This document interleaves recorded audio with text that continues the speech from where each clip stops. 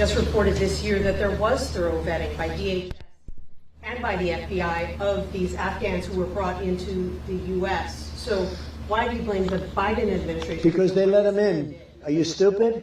Are you a stupid person? Because they came on a plane along with thousands of other people that shouldn't be here, and you're just asking questions because you're a stupid person.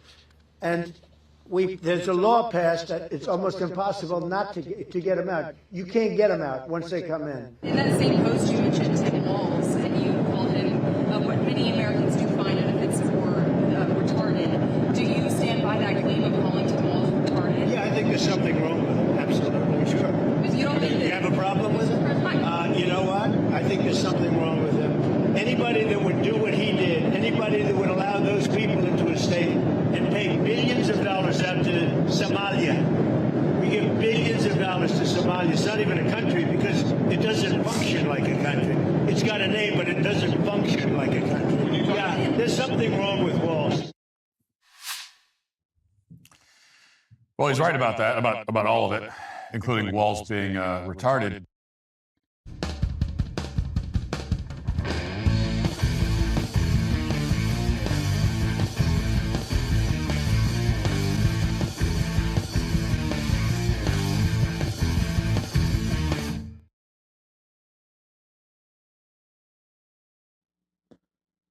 That's right. Walz is, in fact, retarded. And sorry if I offend any of the activists out there. Apologies. I know words are sacred.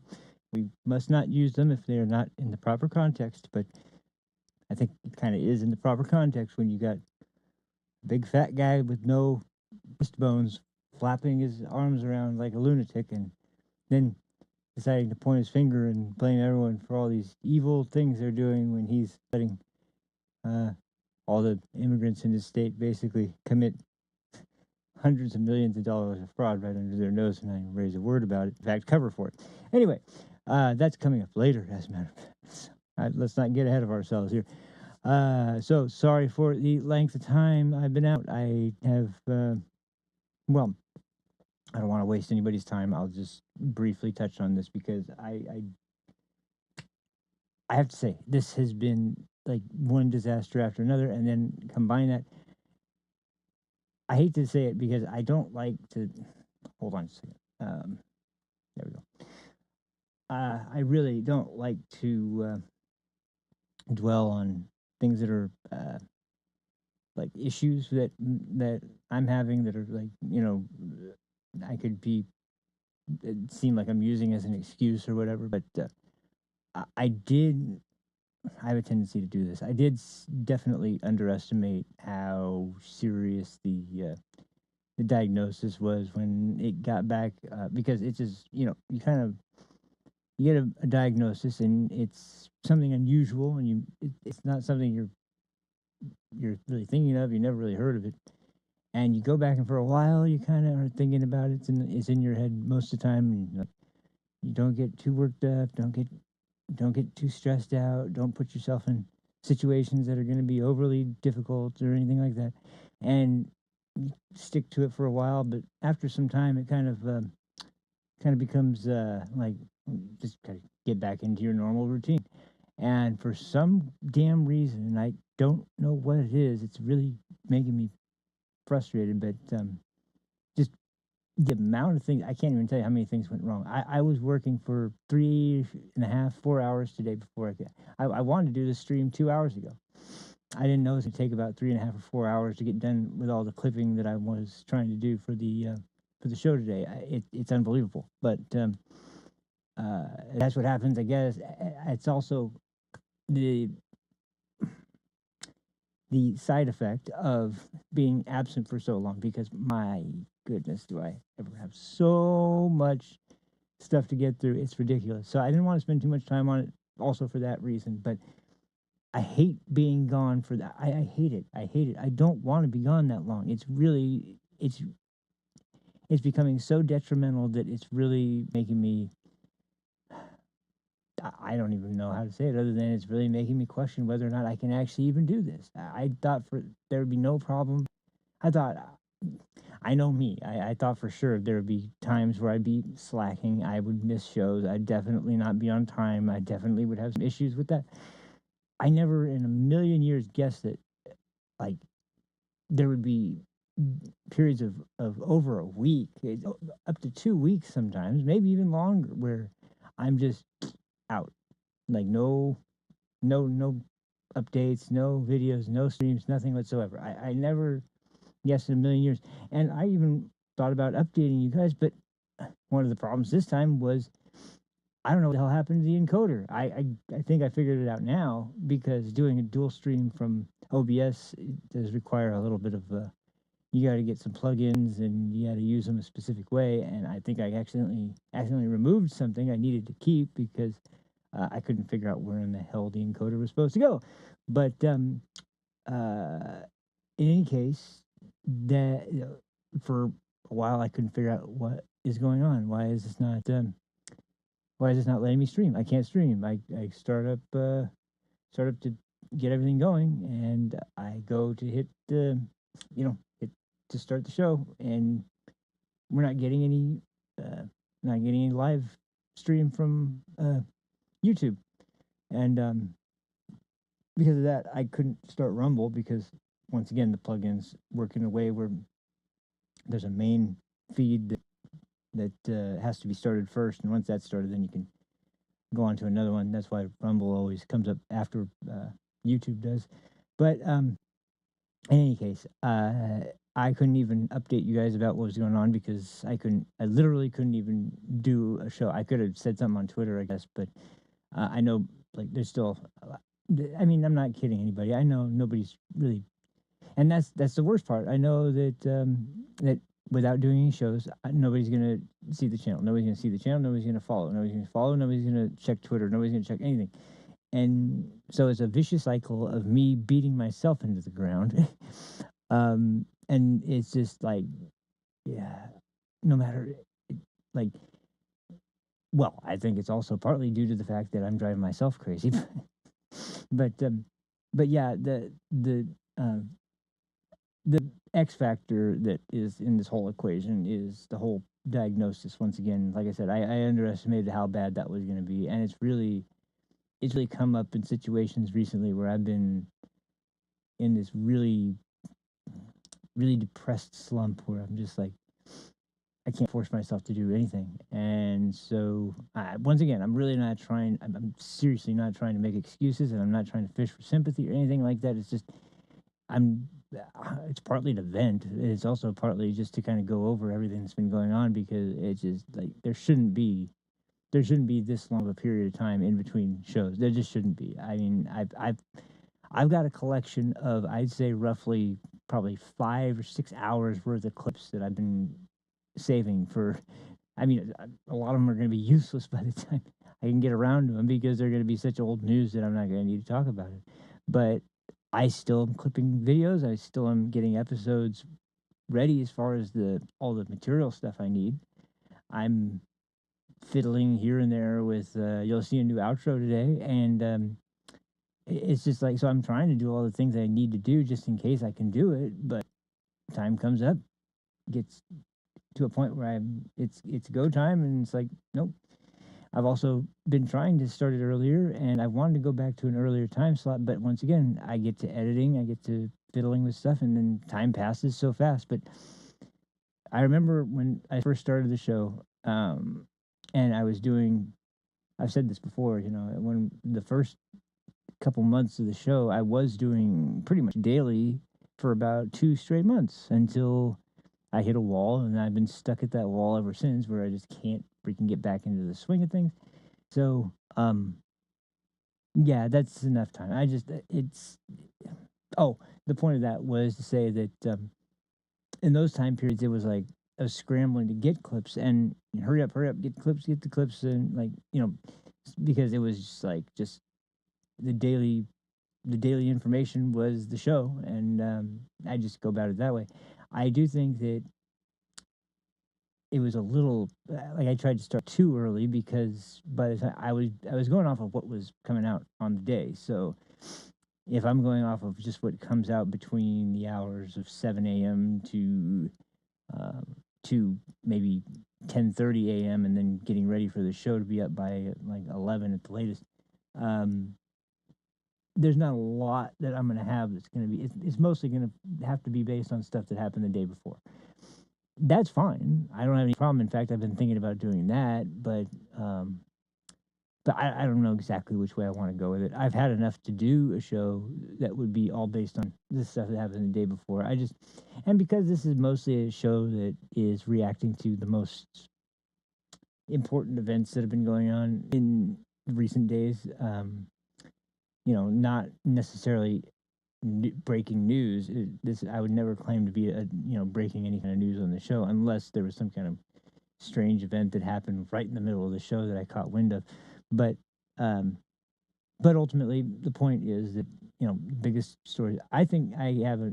You'll see this today because there's a lot I've been dying to talk about, and I guess we'll just get into it. But the point just is that I'm trying to find the formula that works, and I hope I can fiddle with that soon. But once again, ultimately, I think. I know I have. I think I told you guys I have to have an EEG soon, and as soon as that's done, maybe I have some answers on what I'll actually be able to do to kind of deal with the issues that were discovered from my last couple appointments. But in any case, until then, I still should be able to do at least a show every day or other day. Like it's driving me crazy. It's driving me crazy. So maybe I'm more pissed off about it than anybody else, but even so, I'm trying to bring you guys a show because this is not to sound bad. Let me just be honest. I'm tired of being coy about it, and I'll just come out and say it. There's a lot of people out there that are just spewing bullshit, and I'm really tired of it. I'm really tired. The more I've been watching things lately, there's only a handful of people I trust, and that pool is getting smaller and smaller all the time. Like people that actually bring forth a show that with information that I trust and I find as being out there for people to actually not only learn something about what's going on, but to actually enjoy the goddamn thing. Oh, jeez, sorry. Jeez. I'm trying to cut back on the bad bad words. Not the bad words, but you get it. Anyway, but yeah, the people out there that really are just out there to like sort of just go over the routine and do the show and say what's going on um and that's fine. There's a place for that, but there are also people out there that seem like they want to put out a show that's also got some entertaining aspects to it, and that aren't just delivered from the perspective of the same old tired sort of guy playing news anchor sort of perspective, where it's like we have to be proper, we have to be in professional mode, and we have to be. Who the hell cares? Just freaking tell everybody what the hell's going on, and as I've said before, I can't stand anybody that uses that fucking term influencer. I'm so tired of hearing about influencers and the influencers. They don't influence shit. They're not influencing anything. They influence themselves. They're probably under the influence every day. Anyway, point is that like I'm a little harsh on myself because I really don't ever accept anything I do as being decent. Sometimes I do. Like I'll walk away from a show sometimes and be like, man, that today was good. It was really good today. And other times it'll be like a great show and I'll be like, man, I wish I did this. I wish I did that. And this is the way I've always been with everything. I'm always a harsh ass critic for everything I do. But one thing I can say lately is it's been so absolutely just completely obvious from what I've been watching that so many people just don't give a damn, and they have their agenda to push, and they have their stories that they think are important, and they have their angle that they think is the right one to push. And I'm I mean, I'm not saying I'm not biased. Of course I'm biased. You guys know exactly the way I am. I'm center right leaning about politics all the time. I've pretty much made that abundantly clear. Um, but everyone's become so freaking um, entrenched, and it's amazing to see like how nobody will move on even like, tiny things. And when it comes, I mean, the left, forget about it. Forget about it. They're lost. They're gone. The left in this country needs to, and it's not the next generation either. It when you have Jasmine Crockett who thinks she's, which we will be going over today, when you have Jasmine Crockett who thinks she's going to be winning the race for the Senate in Texas. I mean, the whole idea is such a joke. I think that she went to like upper upper people in the party and was like, "Hey, so I think I know what I want to do. I want to run for Congress." And they're like, "Yeah, yeah, okay, fine, just do that, just whatever. That won't hurt us too much. We're not going to win that seat anyway." And you know, they're just like, "That'll get her off our backs." When she was trying to make the argument that she should be the ranking member on, I don't remember what committee, but it was because she had the most social media followers out of anybody in the party. But yeah, wow, man, geez, the qualifications of, man, wow, you should be in control of the whole party. I mean, that's what other metric do we have? It's ridiculous. It's so stupid. And she made this comment, which I'm sure we'll go over once again too. I have to go off on this because she was saying Beto came really close. Beto did not come really close to shit. Beto was like down 30 points. What are you talking about? It's like 20, 25 or 30 points. He didn't come really close. He came close to nothing. He came and made a stunt out of the freaking uh, shooting in Texas that was a tragedy, and showed up to basically try to yell at Greg Abbott that it was his fault, and he got chased out by Ted Cruz and Greg Abbott and all the sheriffs in there. And I can't believe you pull a stunt like this, and they were freaking furious about it, man. But like, yeah, go ahead, follow that playbook. But no, her playbook is even worse. Like I said, we'll go over it. But then on the right, my God, it's a free for all. And that's another thing we'll go over today, because I haven't been so quick to, go after the right, because I focus mostly on, look, we got people like Trump and Kash Patel and Kristi Noem and RFK and Tulsi Gabbard and people like that. I think for the most part we can trust those people. I'm not all that wild about Pam Bondi. I've said that before. I'll say it again. But because we're going to be going over the pipe bomber thing today, and oh boy, I've got a lot of opinions about that, and nobody's talking about it, and it's kind of surprising to me, because Dan Bongino talked about it, but he can't talk about it anymore because he can't be doing a show while he's the assistant FBI director. So, yeah, but it's something that came up on his show before. It's something I've heard mentioned on other shows before. I have no idea why everyone's avoiding this topic like the plague, other than, once again, it's about that sort of proper image that you have to be putting on nonstop when you're working for the legacy media, or even when you're doing a podcast that is trying to emulate like the more mainstream corporate uh, high budget, really what people think of as media in terms of past generations, where it actually did mean something. And even if it was slanted, it was slanted enough to be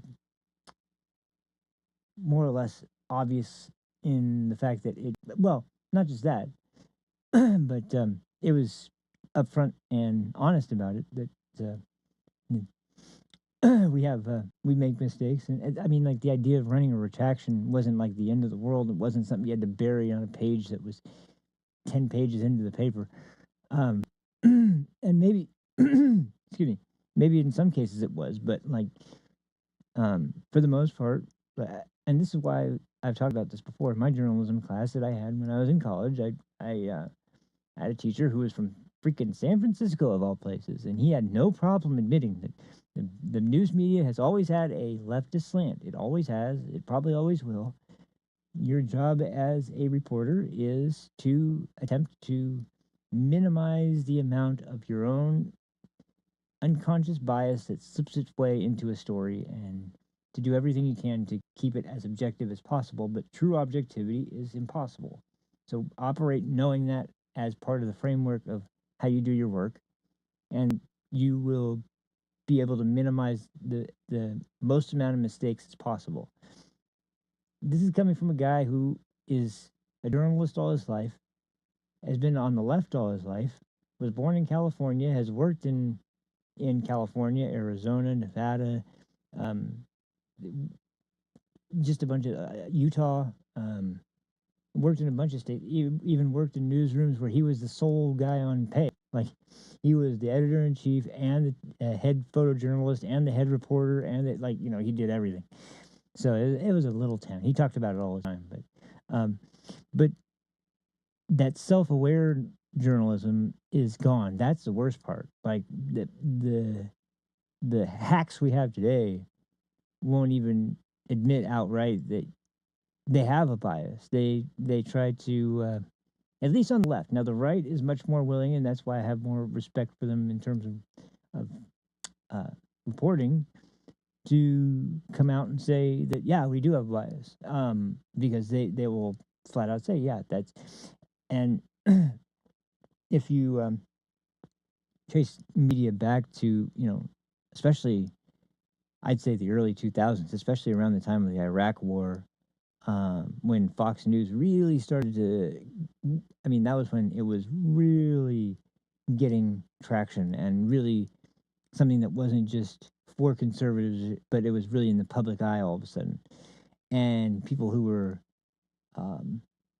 into the media and had been paying attention to media for most of their lives and never been exposed to something like talk radio, where it was almost always dominated by the right, or just the smaller outlets that had been right leaning throughout the years, they were looking at it, how dare you? How dare you be so blatantly obvious and slanted in your reporting?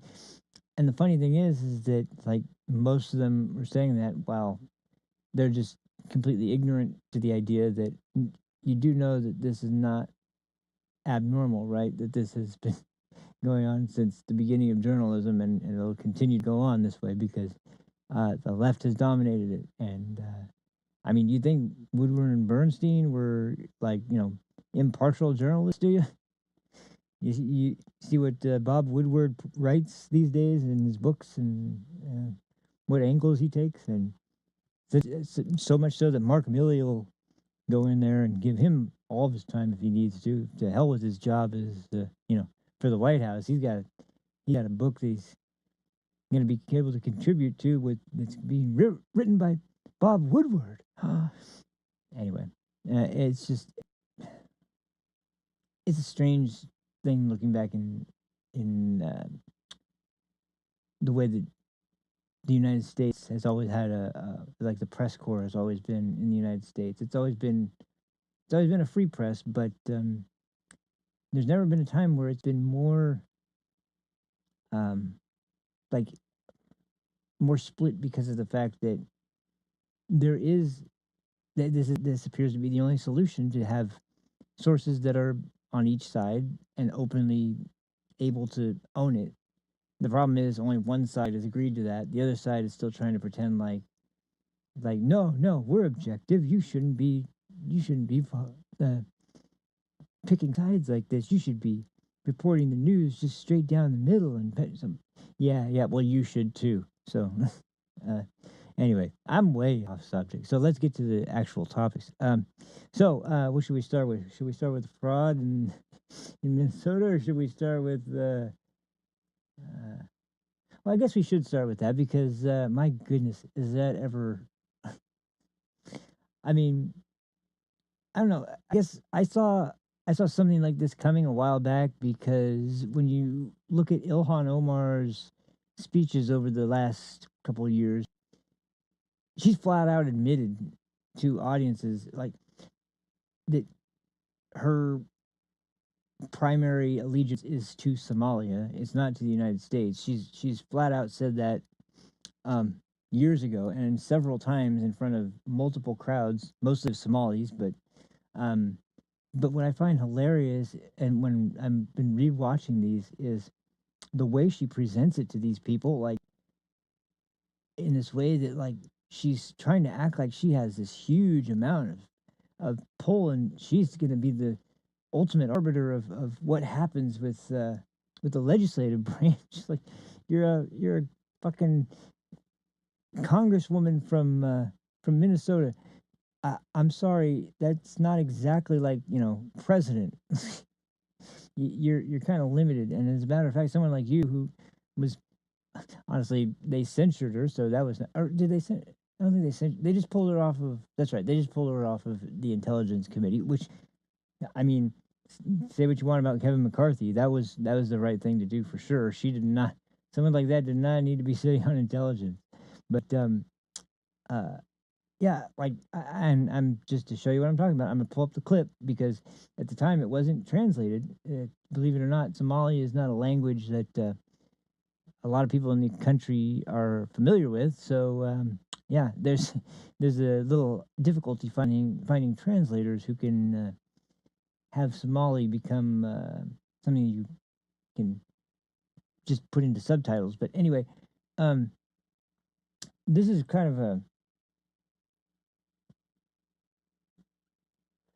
of a foreboding side of things to come because my goodness, did she ever make it clear in speeches like this that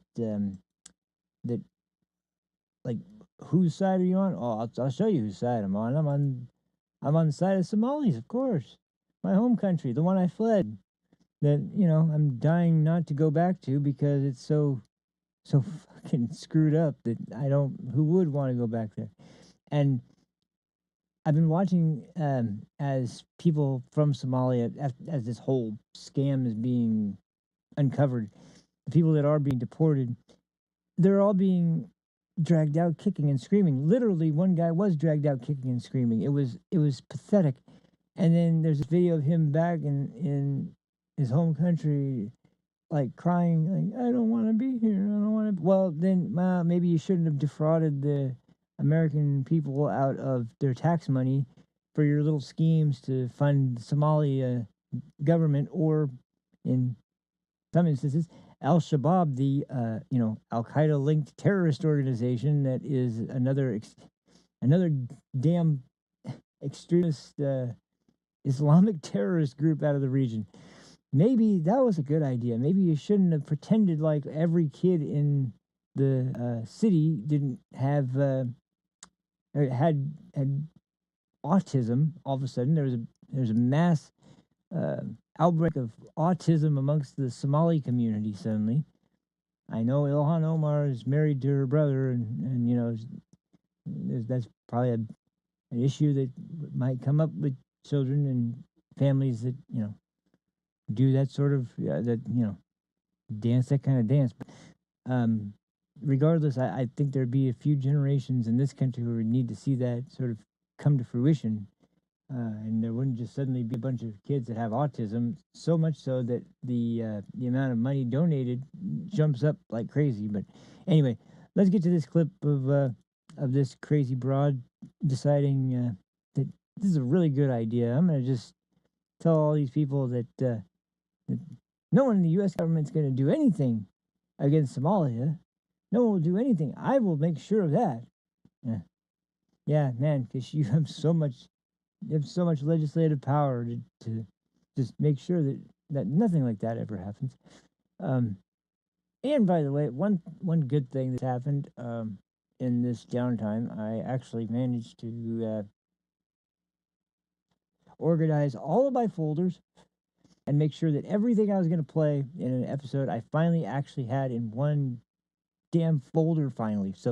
Um, so at least that seems to be no longer an issue because here we go. See, I found it right there. Yeah. So here, let me pull this up, and I think it's only one speech. jawaabteeda waxay ahayd dowladda There might be more than that. We don't have to play the whole thing, but just to give you an idea of the flavor of speech that this. I swear, when you hear this might make your blood boil. So just word of warning, because like this is what we've got now. We've got senators that are, senators. We've got senators, literally people that are there to represent American citizens, supposedly, and do what's in their best interest, and openly going in front of a crowd of people in their home country and completely, like, just, I mean, if there was a more obvious way of basically stating out loud for the whole world to hear that that commitment I made when I swore into to the House of Representatives, the one about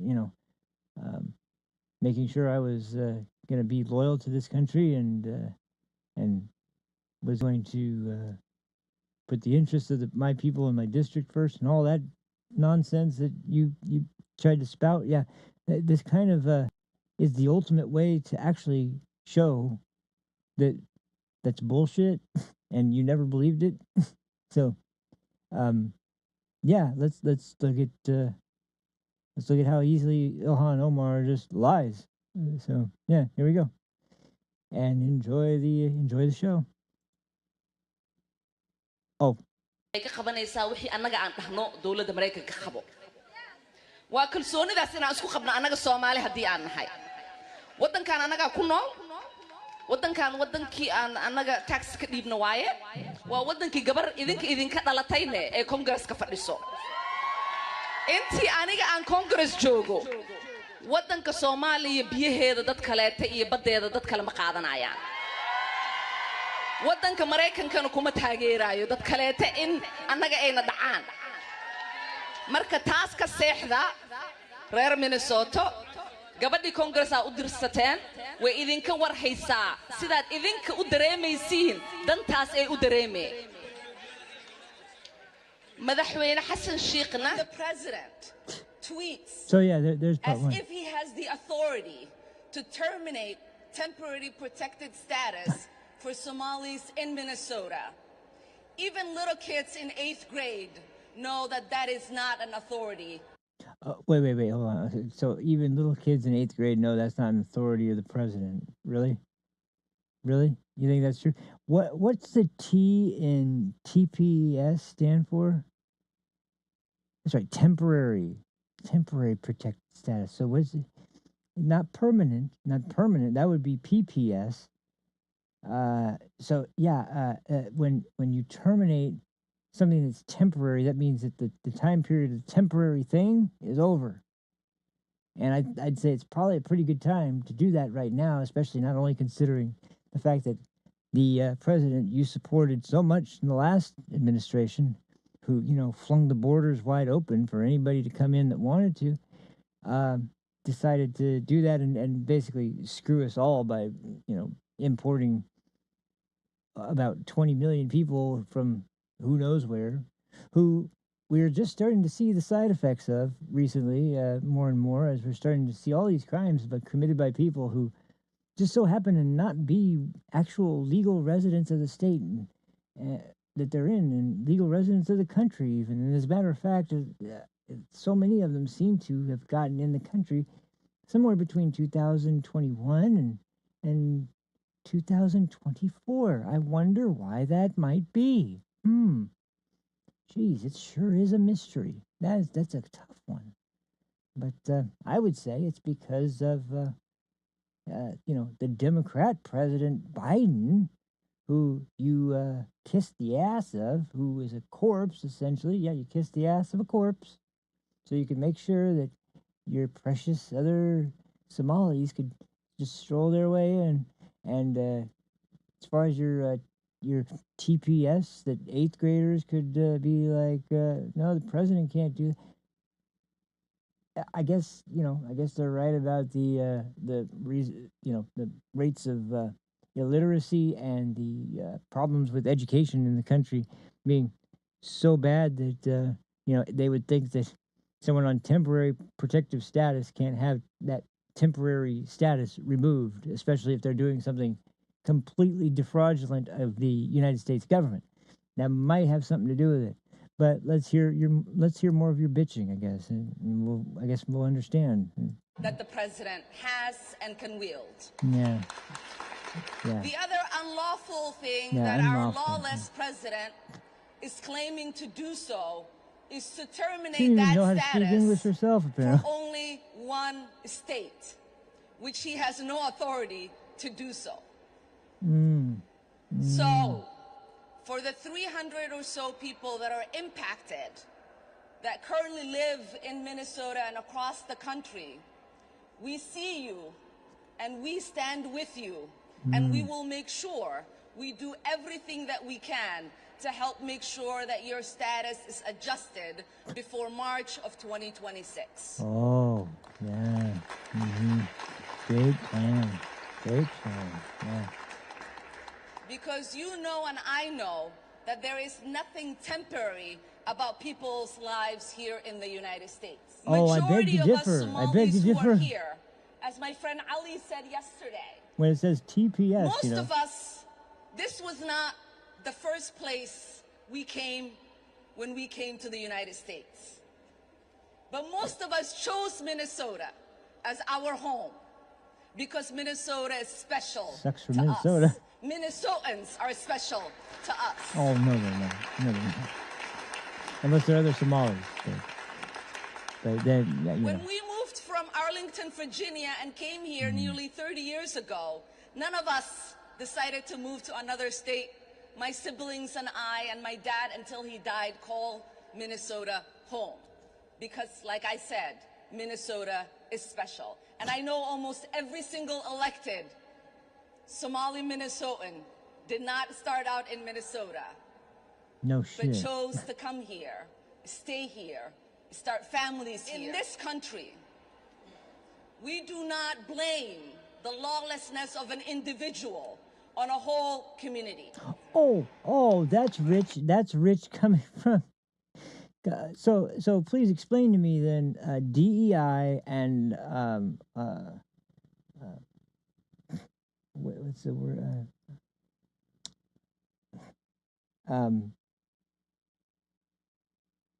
The whole the whole white supremacy concept and the things that like the tribalism that runs rampant in the Democrat Party and how everyone is a demographic and everyone is broken down into different identity groups, and group guilt is something that seems to be something you love to apply to people that are of the fairer skinned complexion. So that whole bullshit you were just sitting there just trying to spew. Please explain to me. Please, just make sense of it.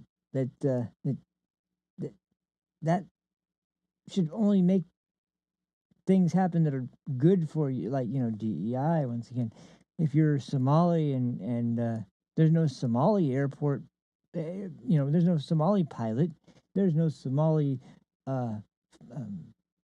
air traffic controller. Do they need any not any qualifications? There's Somali, and we don't have that quota met yet. We got to get a Somali in here. Like that, I mean, every single policy that you advocate for is based on that, unless it has to do with punishment. Then, oh no, then that's territory you don't go stepping into. That's bad news. This is such bullshit. I'm sorry. Jeez. What an absolute fraud. Yeah, clap, clap, clap, clap. Yeah, nod. Look at the lady nodding in the background. She believes. Because if you believe in law and order, you understand that if a person commits a crime, they face justice. And that you don't put that crime on a whole community. What we also know is that there is not a single evidence. There's that not the a single president evidence. Or his coonies have put Once forth again, that there the- are the any language single is just resource amazing. from taxpayers in Minnesota that has gone to aid and abet terrorism. Aid and abate. That language Right. is dangerous. That language puts the lives of Somalis not only in Minnesota And your but language is across the broken. country in danger.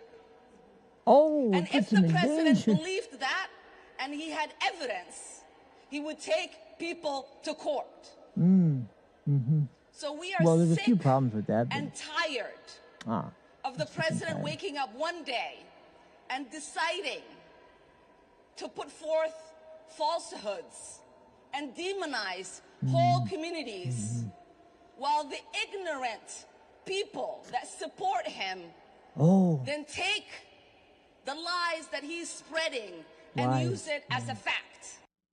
yeah.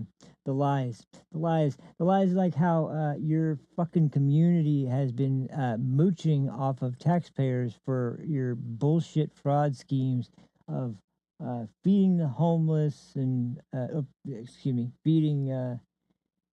feeding children, taking care of the homeless and autistic children.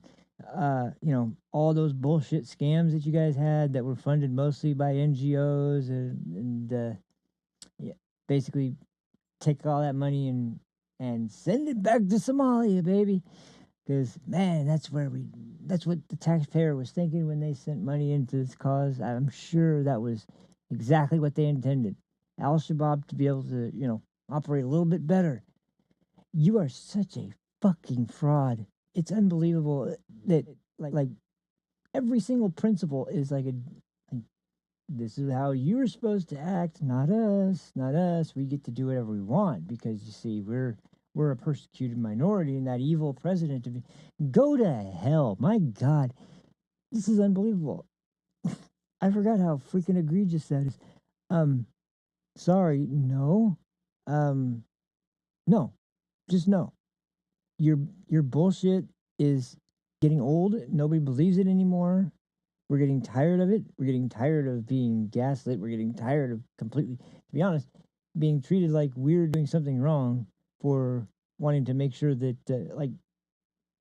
call me crazy, but that the money that we give to the government or give to a certain cause actually goes to the cause and goes to the cause that the government tells us is what it's going for, not for things like you're advocating for, such as gay Sesame Street or LGBTQ lessons in South America that is really going to change the minds of the people in that. And yet you're going to scold the president for saying, yeah, you people who haven't integrated, haven't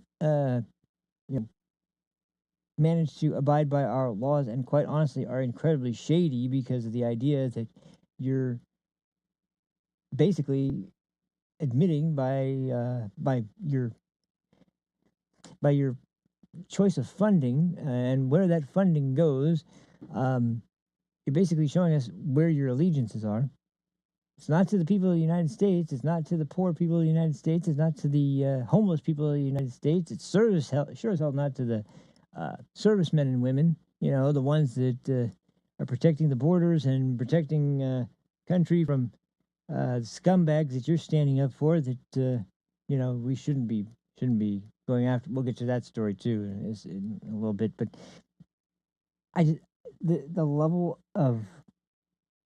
the level coming from the Democrat Party right now that is on defense for illegals and people that are here but really, number one, provide no value because if I've been listening to the statistics lately of how many Somalis actually are the percentages. Now, bear in mind, I think these are just the percentages uh, of Somalis in Minnesota, but it could be nationwide. I don't know for a fact on that, but I mean, we do know that Minnesota is, the place where there's a massive Somali community. So much so that I mean, everybody that's talked about it said this that if you want to get voted into office in Minnesota, you basically have to appease the Somali community because you're not getting elected otherwise. So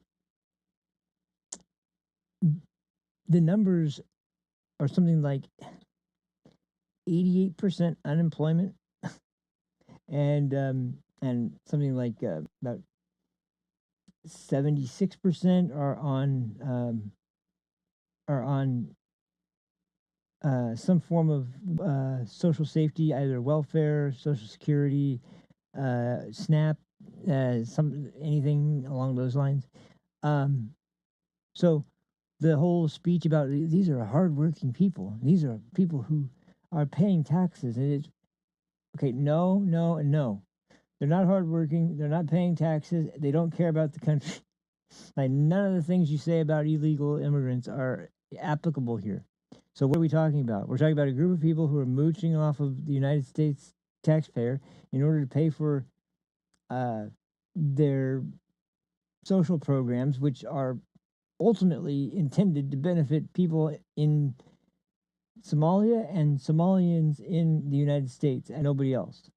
So forgive me if I'm not, you know, gonna come with my bleeding heart and desperate attempt to appease the Somalians, but maybe, just maybe, you should have told the truth when you came into the country that you didn't really swear allegiance to the country, that you weren't really meaning it when you said that this was going to be the country that you were going to be allied to, and you weren't going to put the interests of another country above this one. And you should have been a little bit more honest about, nah, I actually still care more about my home country than this one. Oh, well, then toodaloo, be on your way back home. And yet, once again, it's amazing because these people glorify the hell out of the country that they fled from, apparently in terror for their lives, to come to this one. And yet they do nothing but glorify their home country. I'll never understand that part. Because, hey, if you want your country to be better, that's fine. But, like, until it's better, maybe you should not act like it's paradise on earth and that this country is some hellhole that you're forced to live in under the tyrannical reign of the evil Donald Trump, and maybe instead, go and actually work on making your home country a little bit better so it lives up to that standard that you're so excited about. This is so stupid. I swear, it's amazing that an elected representative, because if this is coming from a citizen, I wouldn't be as outraged about it. But the fact that this is coming from as someone who is supposedly a representative of the people of Minnesota, and this is the kind of bullshit she's got to say, like openly admitting that like the United States isn't going to do anything that Somalia doesn't approve of, and I'm going to make sure of that. Like, who the fuck are you to tell us that? I'm sorry. This is ridiculous. And that somehow we still put up with this. Somehow she's still elected and she's still got her position. She hasn't been, removed from office. She probably is going to win another term because, the rate of not only incumbents, but incumbents in a district that are mostly of like mind to you, which that would be fine if it was like-minded Americans, but these aren't even like-minded Americans we're talking about. We're talking about like-minded Somalis who still glorify Somalia over the United States.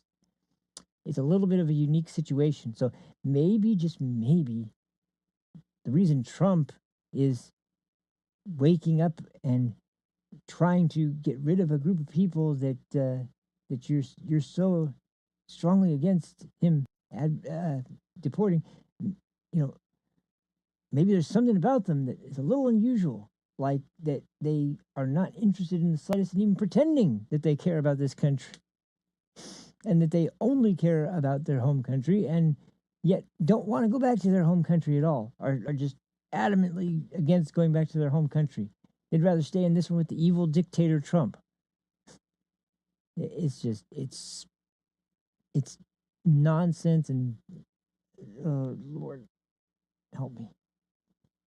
Anyway, so yeah, the reason this was even being brought up though is because of the scandals I was mentioning, and just real quick, in case you haven't heard about what we're talking about here, like the amount we're talking about here, and how much was done to actually end up, the lengths that were um, the lengths that were extended by these people, and for what end it was going to. Yeah, they are so freaking. Yeah, here we go. So this is from the Department of Homeland Security.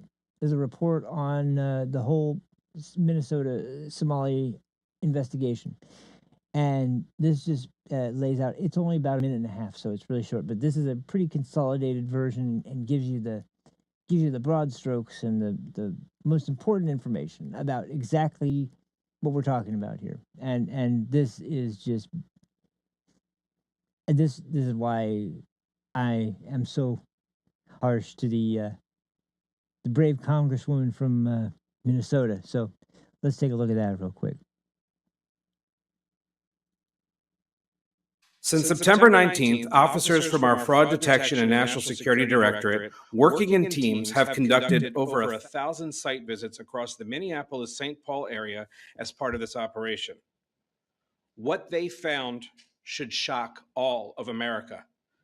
Focusing on a list of over 1,000 target cases involving more than 900 individuals, our officers encountered blatant marriage fraud, visa overstays, people claiming to work at businesses that can't be found, forged documents, abuse of the H-1B visa system, abuse of the F-1 visas, and many other discrepancies. Over the course of the operation, our officers found indication of fraud, non-compliance, or public safety and national security concerns in nearly a little less than 50% of the cases interviewed. You're aware of the CHNV, the parole programs that the previous administration was involved in, bringing people in. People here were allowed to sponsor individuals to come in from certain countries. As I said, we found organizations here that were involved in sponsoring many, many individuals. They did not know necessarily the individuals they were sponsoring. They were doing almost a blanket sponsorship. That is fraud. That's something that should have been caught. It's something that I know the previous administration was aware of how the sponsorships were happening, and no action was taken. I'm glad to see that we're taking action. So that's the broad strokes of how they actually were able to get here and influence policy. I thought that one actually had some numbers in it, but it doesn't have the exact numbers. It had the percentages of how many people in the community. About half the Somalis in Minnesota were involved in this little scheme. But let me see if I can find the other one that has the actual numbers in terms of money, because yeah, it's just amazing that this is what we're talking about, and it's all out in the open, and people can somehow still get up and try to defend this shit. Like there's any possible way that this is justifiable under any law or any constitutional interpretation you can think of. None of it is in any way what is this one? I don't think that's it.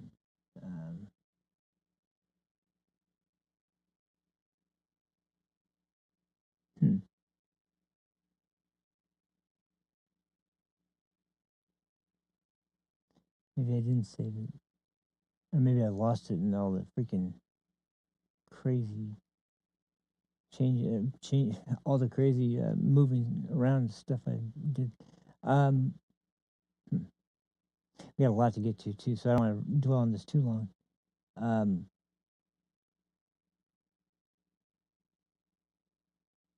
well, I mean, I can give you a ballpark number. We're getting into the billions at this, almost getting into the billions by this point. We're getting close to.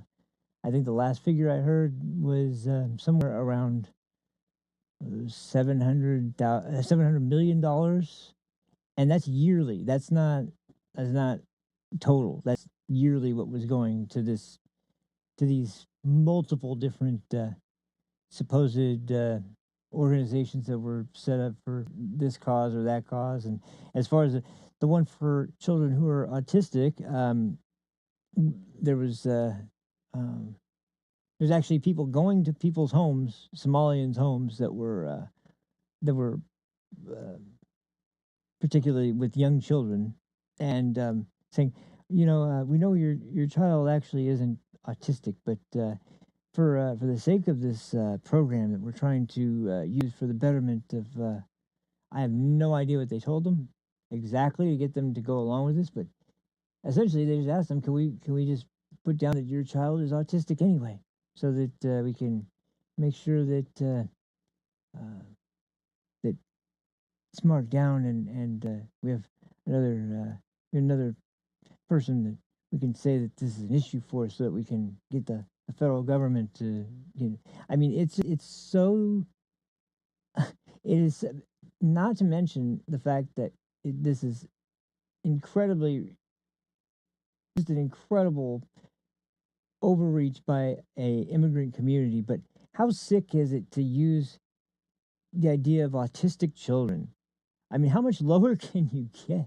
Autistic children are the group that you're attempting to pull on people's heartstrings for, to say that this money is to help these poor children with it. I'd love to see it be money that was going to help children with autism. Unfortunately, it sounds like if it was going to anybody with autism, it'd be the autistic lunatics in Al Shabaab who are out there shouting Allahu Akbar before they self detonate and blow up a whole freaking group of people as suicide bombers. That's the only people with autism I think that it's going to.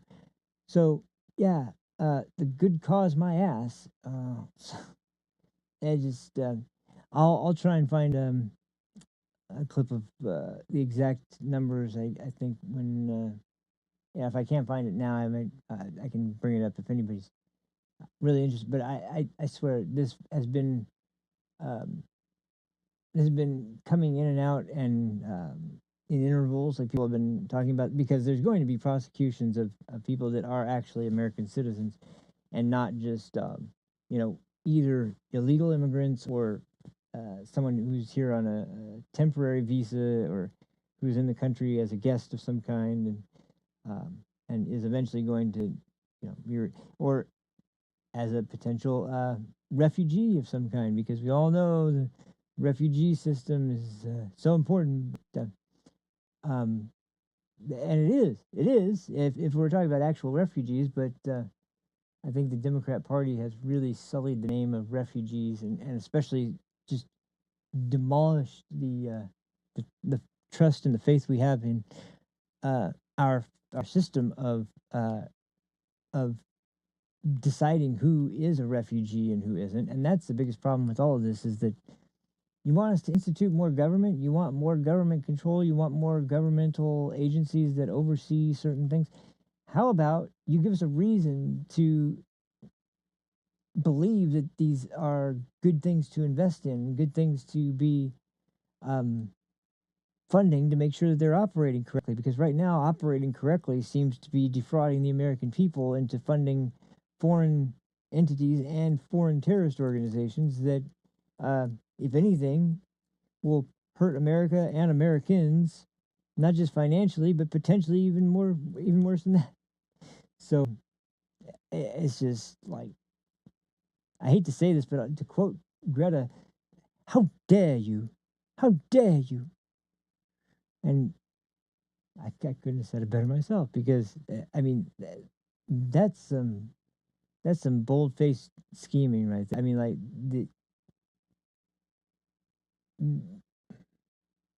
I mean, this is the act of a group of people that have no morality and no sense of. I mean, the Somali community, they have no sense of community. They have a sense of tribal self interest, but I mean that's about it. So anyway, um, before I get too crazy on that subject, uh, what was the other thing that? There's not a lot to say on that one, so I will get to it at some point. But actually, you know what? This is a good time to bring this up because I don't know if you've seen this clip. Maybe you have, maybe you haven't. But I think it's important to see this because I think this is probably this is the kind of mindset I'm talking about. This is the exact kind of mindset I'm talking about when I talk about the I mean, if you haven't noticed, I'm pretty anti illegal immigrant, and when I've seen all the bitching and moaning and complaining and excuses and this and that, which another story we'll definitely be getting to is the story of the uh, the Venezuelan cartels and their drug running boats that have been getting blown up in the Gulf of America while they're speeding their way to the United States with boats packed down with fentanyl or cocaine and in huge quantities. And once again, Democrats' favorite term, due process, is coming up again. It's like these people having a due process and they're blowing up their.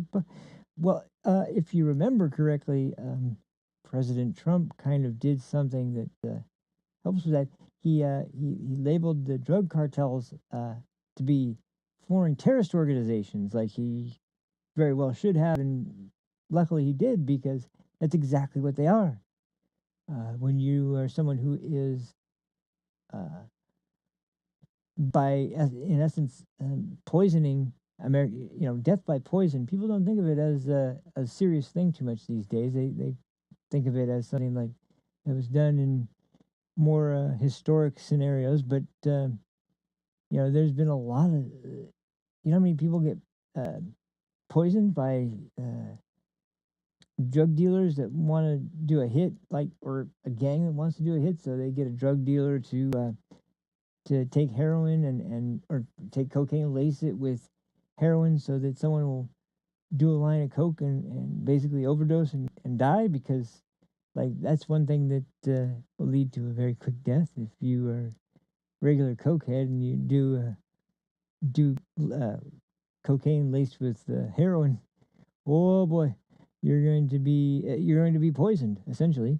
Um, and so I mean, there's all sorts of things that people use to poison people now. That I mean, fentanyl is essentially a poison when it's in the doses. That's the thing about fentanyl, and I've talked about opiates before, and I've even talked about how I had an issue and I during the real big opiate boom that happened in the around 2005, 6 to, it wasn't quite that early for me. I think I was more around 2007, 8, 9, somewhere in there. And I had a opiate habit, and it was bad enough for me to be concerned. I was nowhere near um, a serious case where there's someone who's stealing to fund their drug habit or doing anything like that, and I even remember I've never told the story about this before, but at least I don't think I have, um, of kind of coming down on myself at one point and feeling like, man, I'm spending too much money, I'm doing too much, and I was telling my friend who this was a guy who actually, ironically, was a I won't even say he was a dealer. He sold stuff to me because he had moved from another state and he was a tattooer. He was just setting up. He used to be a business owner. He used to be a shop owner in the state he came from, and he had uh, basically due to a motorcycle accident that ended up with a motorcycle that flipped and landed on his back in an accident. Ended up with a real severe back injury that basically almost left him paralyzed unless he had some sort of pain medication and a few other different medications he was on. Um, but because number one, I was a guy he worked with, and number two, he knew I wasn't actually somebody who because this is the other thing. I came down on myself like kind of hard, like spending too much money and I'm doing too much. And he's like, well, how much you doing? And I told him. He's like, oh, that's it.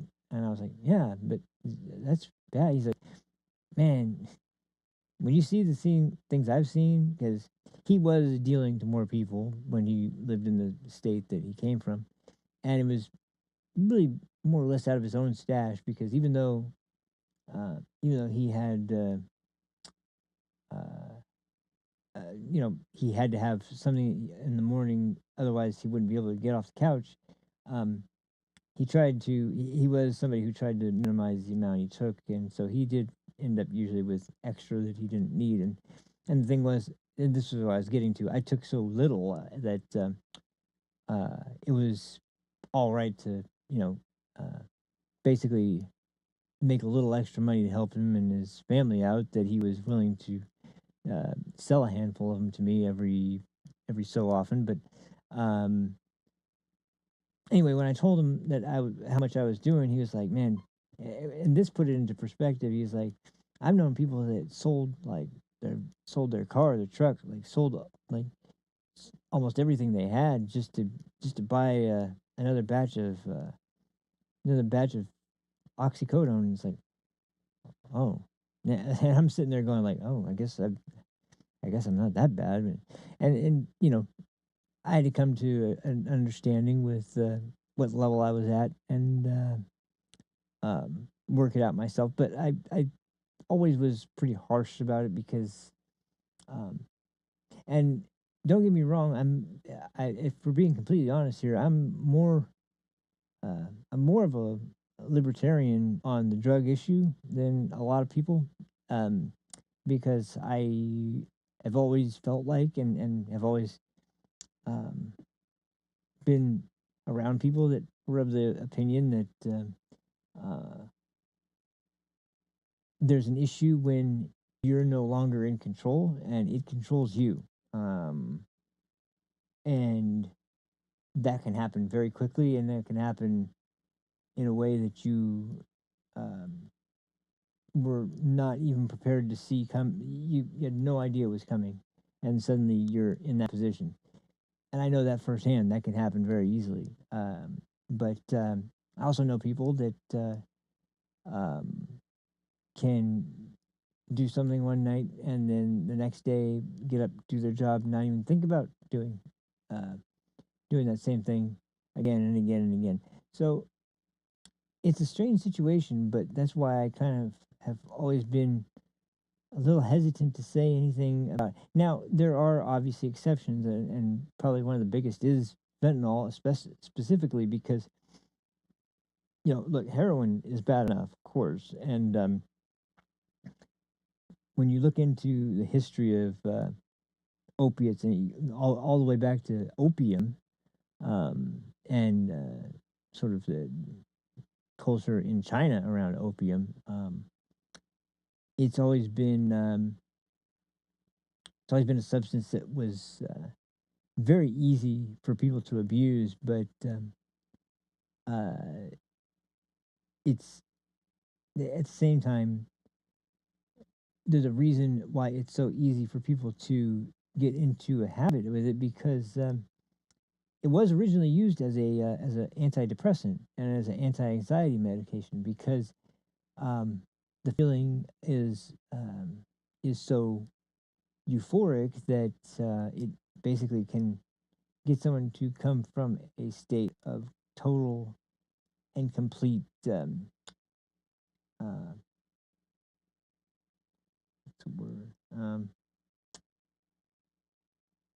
Total and complete like submission to like an idea that like I'm not in control of anything. I don't have control of anything. I might as well just give up. I might. It's kind of something that lets you um, alleviate yourself of the self pity that kind of ends up dragging you down constantly. Um, and that was sort of one thing for me. Another thing was just that it never had the effect of making me tired. The only reason I'm bringing this up though is because when we're talking about modern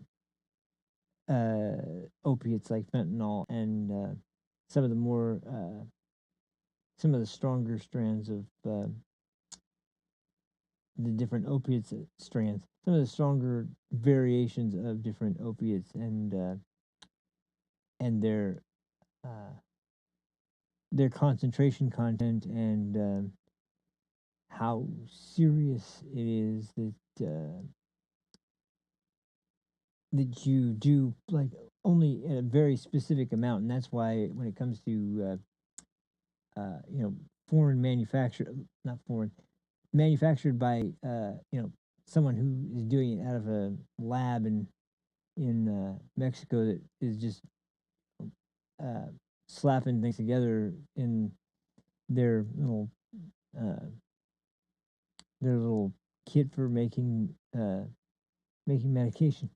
It's not like you're getting a measurement here that's super accurate. You're not getting the type of information you would have if you were getting an actual prescription for the medication. Which, by the way, um, fentanyl used to be something that was really, from what I remember, it was only in patch form.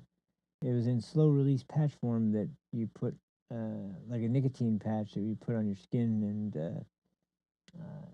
and in those cases, it was something that was meant as uh,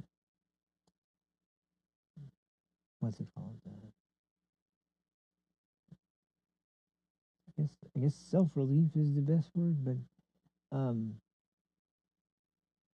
but then when you actually look at the illicit manufactured fentanyl, there's no way to really um, guarantee that the measurements are accurate. And with fentanyl as being so potent, it's impossible to imagine that they have anywhere near a foolproof system of making sure that every tablet they produce is going to have a a similar well it's just there's no way that you'd be able to find even from batch to batch consistency that would be not dangerous um, and that's assuming that it's done with care from the cartel, which good luck getting some kind of confirmation on that. But um, anyway, the whole reason I'm bringing it up is because of the fact that when you talk about drug traffickers and potentially hmm, yeah. Anyway, um, particularly they just they just don't care as long as they move the product.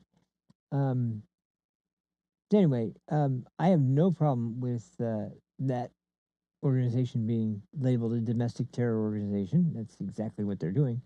Um, but this has been an issue for. Before I get to that, though, let me just play this clip real quick because this is, like I said, this encapsulates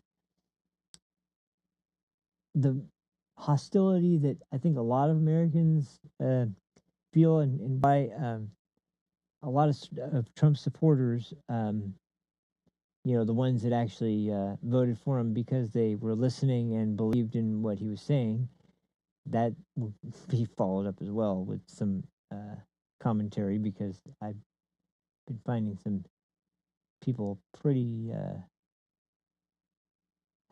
fucking two-faced and pretty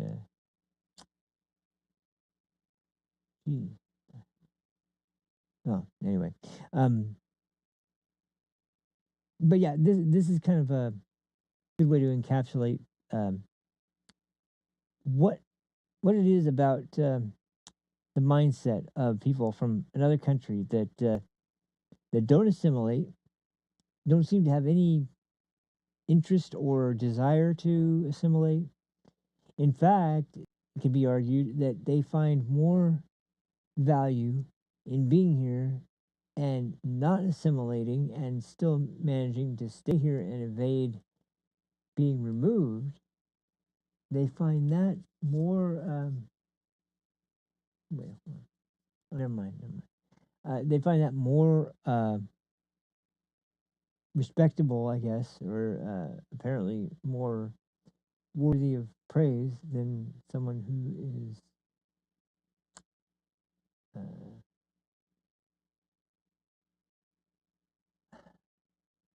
than someone that. Anyway, so if you haven't heard of this guy is he's not funny. He tries to pretend to be funny sometimes, and it just comes off as stupid. I remember him on a guest spot on Don Lemon's show back when he had a show that was on his ridiculous network, CNN, and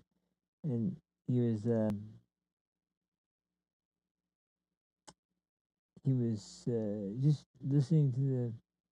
I don't remember who it was. I'm sure I'll see it on screen. But anyway, he his voice is Tim Miller, by the way. I love that one. That one. Um, mm, um, mm, mm. Well, anyway, this is, let me get to the clip, because this is exactly the kind of thing that I think Americans are disgusted with and they've had enough of. And so this is Wajahat Ali, who I don't know if he has any talent whatsoever other than being able to say something that would probably piss off every actual American citizen. So let's see what he has to say on the amazing benefit of being an American citizen, and what that means to him. The mistake that And how much he values that, and how much he values being an American citizen, and his feelings towards other American citizens. And let's see if we can find anything wrong with this, shall we? So yeah. the mistake that you made is you let us in the first place. See, that's the Noted. thing with brown people. And I'm going to say this as a brown person. There's a lot of us. Like a lot. There's like 1.2 billion in India. There's more than 200 million in Pakistan. There's like 170 million in Bangladesh. Those are just the people there. They should stay I'm there. not even talking about the folks who are expats or immigrants. There's a bunch of us. And we breed. Like rats. We're a breeding people. And the problem Should develop. is you let us in 1965. There were a few of us beforehand, but once you let one of us in, you know what happens with brown folks? Our grandmother comes, our grandfather comes, our uncle comes, our aunt comes, our cousin comes, our second cousin comes, We're saying our the third same cousin thing. comes. Then we have kids, a bunch of kids. And then guess what? Some white women, the Western civilization women, the pure women, the American women, quote unquote, the Rust Belt women, the real women, they like some of us brown folks. They don't. We don't take them. Yeah, They you do. come to us. And then we have kids. Against your And now will. you got these beautiful Yeah, caramel skinned right. kids. You can't get rid of us. Well, that's all well and good when you live in fantasy world, but the fact of the matter is that in is infinite wisdom. Well, actually, no, I take that back. Wait, no, I reinstate that because in his infinite wisdom, Barack Obama came up with this wonderful plan, DACA, which, was this, believe it or not, amazing incentive for people to come and bring a child who is underage because then they might get a shot at coming into the country too. Because if you're brought into the country while you're a child and manage to stay long enough to grow up here and be more familiar with this in your country of origin, then well, we'll allow you to stay because we're generous people, which you can tell he has no problem exploiting. He has no problem exploiting generous people. So that's one fact about this lovely individual. But the next part is where you really see the true colors because this was a mistake. Everybody knew this was a mistake. Everybody basically who was being honest would openly say that this is a mistake. You shouldn't do this. And yet he did it anyway. And it gave so many illegals a sense of entitlement. So much so that people are still referring to it to this day as this wonderful program that that the evil Trump, rescinded and it should have remained in place. And I think Biden probably put it. Well, no, he didn't because he just opened the border. But ultimately, they did want amnesty. Once again, they want an amnesty for illegals, not just the minors, but for everybody. And here's the thing. This is where his little diatribe right here, that's all fine and dandy. But there's a little caveat that would be nice to add to that here. Because you see, the Trump administration, facing a similar problem, decided, well, here's what we'll do. We'll agree that, it's going to be kind of cruel and, the people that are kids, we don't want to punish them for something that somebody else did. That's something that America tries to pride itself on. So we'll grant them citizenship, but we'll not let that extend to this wide extended family. I can't remember for sure if they were like parents. I don't even think that was even something they included, but and it's not like you're going to be separated forever. You could either go back to visit them in your country of origin, or they can come and visit you on a tourist visa. But that wasn't good enough, and it wasn't good enough to give them citizenship either. They wanted they were running around saying that by not allowing us to bring in every single member of our extended family, including our brothers, our cousins, our nephews, our aunts, our uncles, our grandparents, our great grandparents, every single person in our family tree, we're second class citizens. And you're treating us un Americanly like every other citizen. And I should have the same rights. Well, actually, no, you shouldn't have the same rights. You know why? Because you're not here legally. The only reason you're here is because somebody broke the law and brought you here. And due to unconceivable generosity on behalf of this government, we're stating that, okay, it's all right. You didn't do it yourself, and you were brought here before the age of being able to make a decision. Okay, we'll let you stay.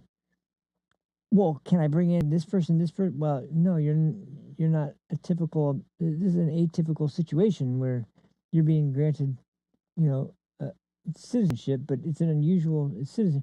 Oh well, then this is just racism. They literally acted like it was no good. How dare he do this without letting us bring in every single person? It was the biggest slap in the face I've ever seen. To act like we've just been granted citizenship to the United States, which people around the world fucking covet to the point of dying to get here, like literally people dying to get here. And now these people are here and they've been granted the status of being legally here But because they can't bring in every single person in their goddamn family tree. Oops, sorry. Did it again. I'm trying. Because they can't bring in every person in their fucking family tree.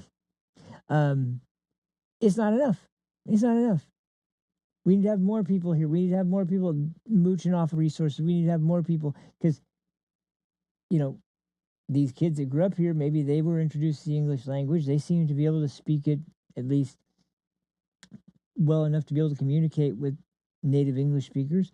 But does the rest of their family, especially the family that has never actually been here, never come here, never been exposed to the American culture, and what you can argue that there's some degree of allegiance that may be built up over the course of someone's life if this is the only country they knew. But what about for those people? Are they in any way going to be able to guarantee that their allegiance is with this country and not some other country? No, of course not. Not unless they came in through the means of legal immigration, just like everyone else is supposed to. So that was really the moment that was like, okay, they don't appreciate a gift that was given to them by the President of the United States to give them the status of a legal citizen, despite the fact that there's literally no reason to do that other than compassion. And that's where the compassion part of the argument comes in. And then this motherfucker wants to sit here and act like, I guess, call us out on the fact that, yeah, you're stupid.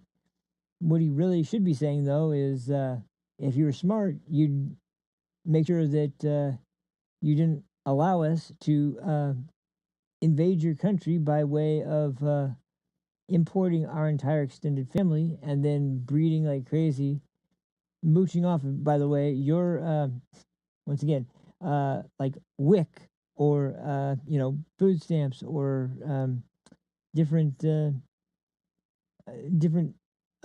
benefits that are intended for American citizens to start families and be able to buy homes and things like that.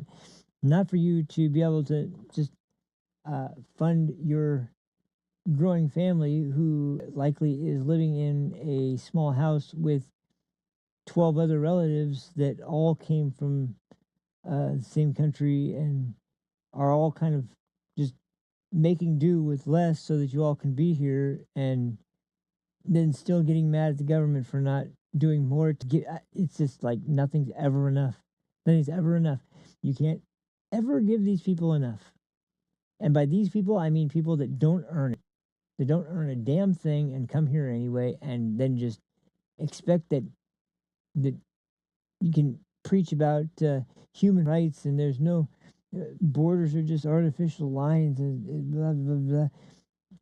Actually, there's a lot more to it than that. Borders are a representation of where certain values begin and end, and a new set of values begin. Like there's a very massive difference between the people on this side and the people on this side, and what they value, what they believe in, what their culture is like. And which this asshole went on to state all the things that are bad also about the country, how our music sucks, and about how our culture sucks, and about how everything about American life sucks. And it's like, once again, just like the Somalis, then why are you dying to be here so much? If it's so great where you're from, and it has such great culture and great food and great everything, what exactly is making you flee like rats from a sinking ship to get here? I'd love for somebody to answer that question, because from what I can tell, everybody with this kind of mindset does nothing but glorify the hell out of the place they're from, non-stop, waving their home country's flag all over the place, and not one time will you catch these people dead with an American flag, because they actually kind of hate the country. And I don't understand why we need to have people in the country that hate it, because you wonder why people are murdering American citizens and celebrating it when it happens. It's pretty devious. It's pretty sick, and I'm just blown away that even now, after we've seen what happens when you open the borders and who comes in, and what they do, and how many. Just I don't know. I have no idea, but sometimes I wonder.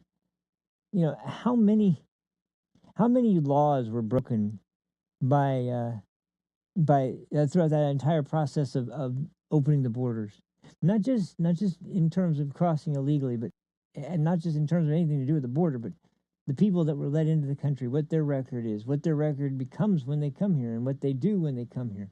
um since the borders were open, I wonder how many people broke the law and even worse, harmed somebody, or um ended up damaging someone's future, damaging someone's financial status,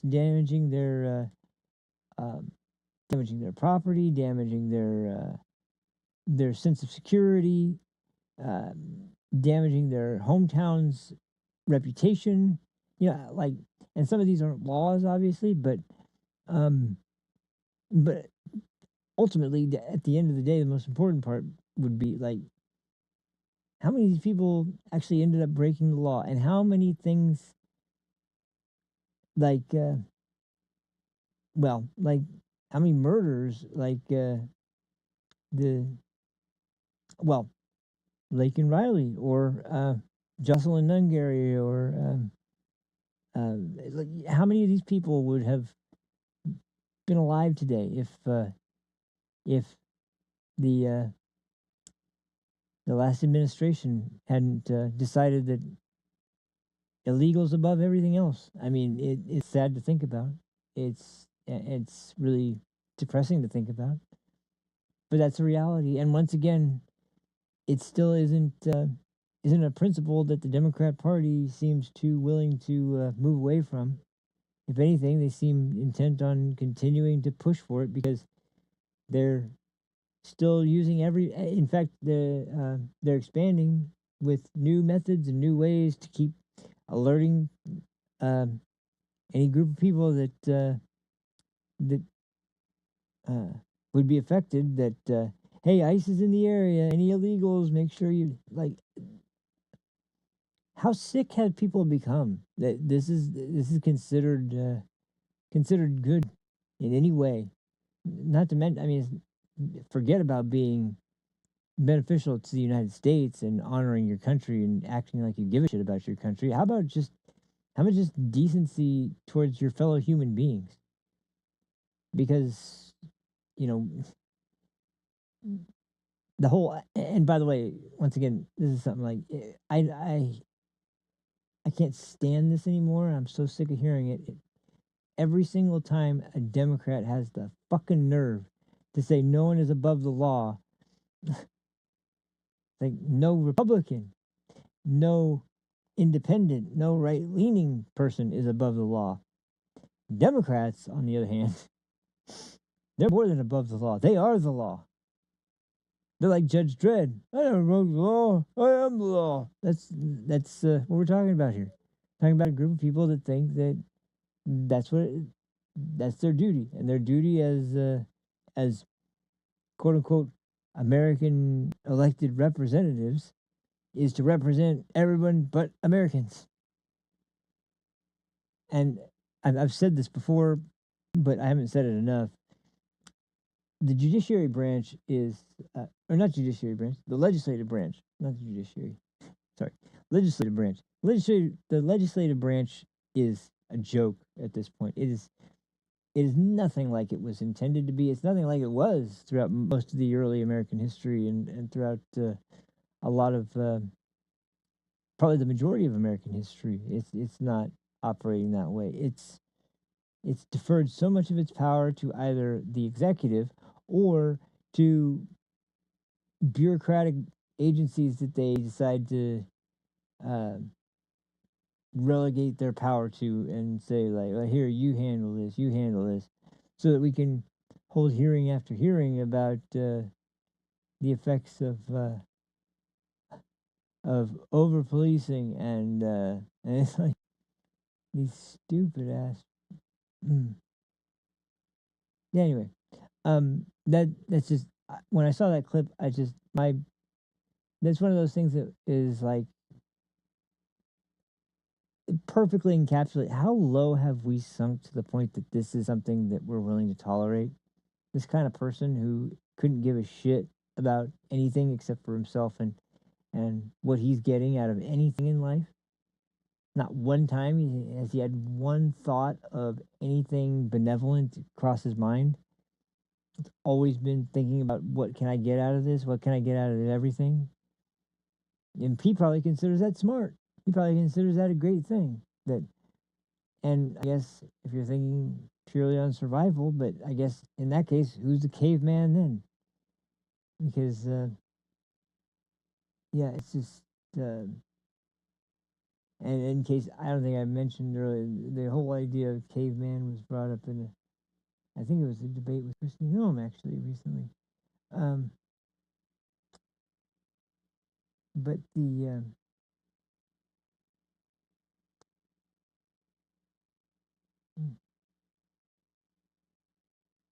mm. but the anyway the worst part is just to hear it said out loud by someone who clearly has no sense of sense of. I mean, look at it. He's not afraid. He's not worried about saying it. And all the people that run around talking about how we're a dictatorship and Trump's an authoritarian leader and he's this and that. Like you get people literally talking about how proud they are to subvert the laws of the United States and they'd be more than happy to do it again. And people talking about all the virtues of their home country and the people that come from it and how great it is that we're going to all come here and take over by breeding you out. Um, I would say there's not really much you need to put up as an argument and a counterpoint. It's also tilted towards helping one group of people and only one group of people at the expense of everybody else. Who cares about all the other people? Just forget them. Anyway, that's it's just sick. It's just sick to watch. So, anyway, so let's move on to one of the main stars of the show that I was planning on talking about because I have a lot to say about this one, and this is probably a great way to end with this. So this will take a minute. And I do have an announcement at the end of the show because tomorrow I was going to do this today, but it's way too much. I knew it was going to be way, way, way too much. And I've been kind of saving this in my back pocket for a while because I knew there'd be a time where I probably was going to need it. And lo and behold, we happen to be there. It's not going to be something you're going to see coming. Believe me, this is going to be kind of off topic for a lot of people, but it's something imperative. It's almost, I consider this to be I guess a national service that I'm going to be offering to people, but we'll get to that in just a second. It has to do with common elements between the what was the Trump shooter, the guy Jonathan Crooks, and then Charlie Kirk's assassin. Jeez, can't remember his name. Fuck his name. The guy that killed Charlie Kirk, that piece of shit. Tyler Robinson, there we go. And the newly uncovered, January 6th pipe bomber. And we'll talk about that briefly before we end the show. But I got a major announcement that I'm going to make about that whole thing. And something I'll be doing on the next show. Hopefully, hopefully that will be tomorrow. Although, considering how much stuff I might have to end up going through, I might need a little bit more time. I'll just say this time, honestly, if you don't see a show tomorrow, it's because I'll be working on that. Because there's a lot of stuff I'm gonna have to, and believe me, well, I'll get to that when I get to it. Anyway, let's get to this story. So, I can't believe how stupid this dude is. And this is split everybody down the middle. I don't know how the hell all of a sudden Nick Fuentes became like this guy that people had to have on their shows. They had to have him on either in the way that like, man, I really want to know what makes this guy, what motivates this guy, what this guy really believes. I'd love to hear more about his beliefs. Or from the other perspective of, man, this guy's a sicko. I'm gonna take him down. I'm gonna show him how to freaking and unfortunately the guy I had a crack at that recently was Piers Morgan, who was totally and amazingly in over his head to the point that the whole thing is to a degree laughable, but at the same time it just is so cringy. Yeah, I hate even using the word, but that's just the reality. It was a shit show. It was an absolute shit show, and the reason was because Pierce came in thinking he was going to teach this young man a lesson. I mean, I can just see him sitting in his office, sitting there trying to like, oh, I'm going to hit him with this. I'm going to hit him with this, and it's hard to explain without actually showing you guys. So I'll go over it with you because this is going to be the longest clip. I'm going to try and go through this as fast as possible, but this is sort of a three. This clip is made up with 3 points. The first one is series of clips that are pretty uncharitable that were highlighted on a lot of shows, focusing on what people that despise Nick wanted you to see.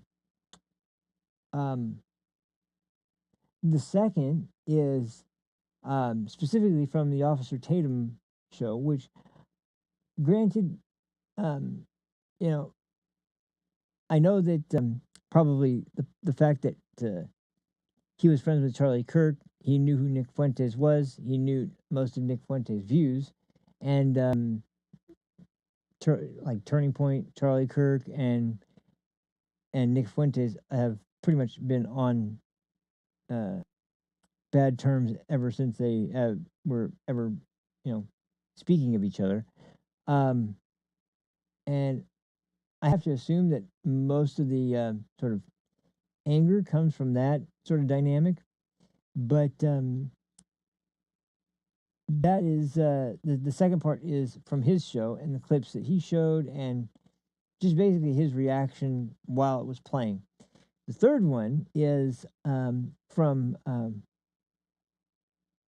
Warren Smith. He's a YouTuber. He's got a channel that is kind of a highly analytical channel. A guy used to be a teacher, and he's got a lot in common with Jordan Peterson. Actually, he lost his job there for actually having the students do a critical thinking exercise about J.K. Rowling and her apparent transphobia.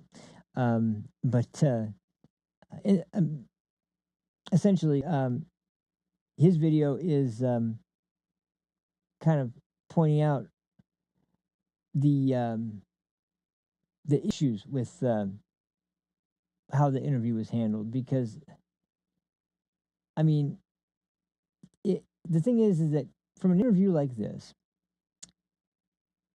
you're not going to move the needle in terms of like using it as a way to wag your finger at somebody, basically. You know what I mean? Like, you're not going to get it from the perspective that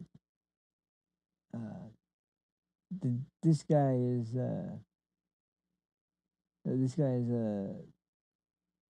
got prepared with his mixer. He's got all of his equipment here.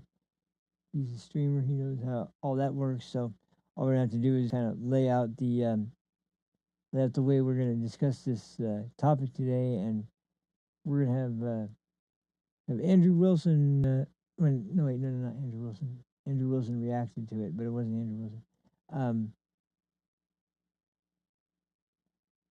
In fact, it was mostly just Piers and Nick, but you'll see there are other people involved, and it's it's it's just bad, man. It's just really bad. But anyway, so let me put that clip on. I don't want to waste any more time because, like I said, it's kind of a longer clip. But this really sums up the whole thing, and I'll give one other thought at the end because I've said this before and I'll say it again.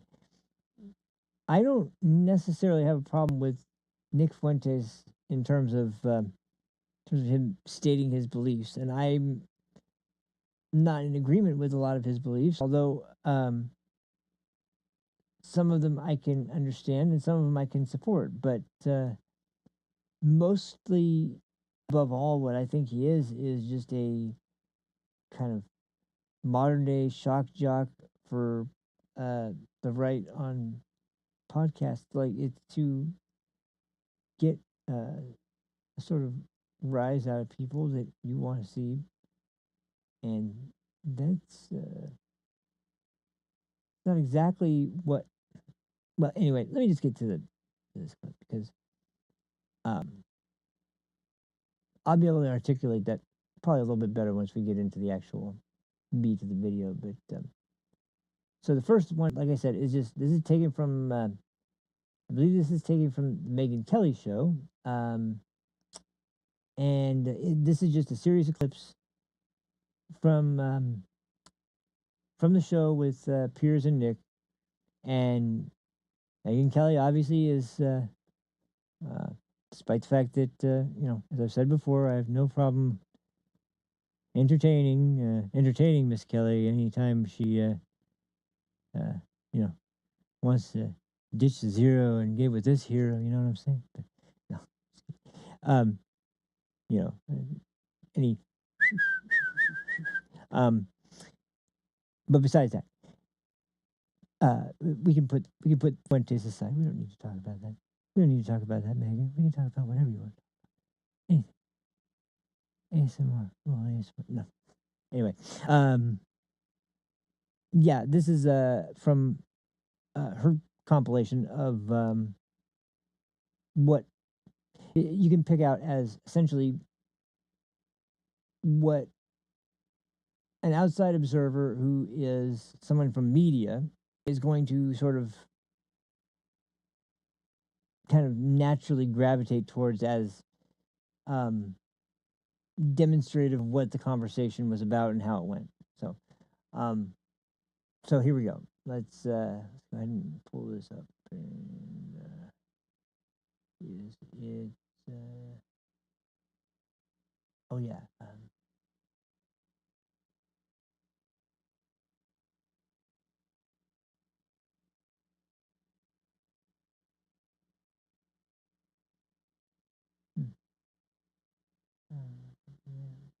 oh well. Okay. Oh, whoops, not that one.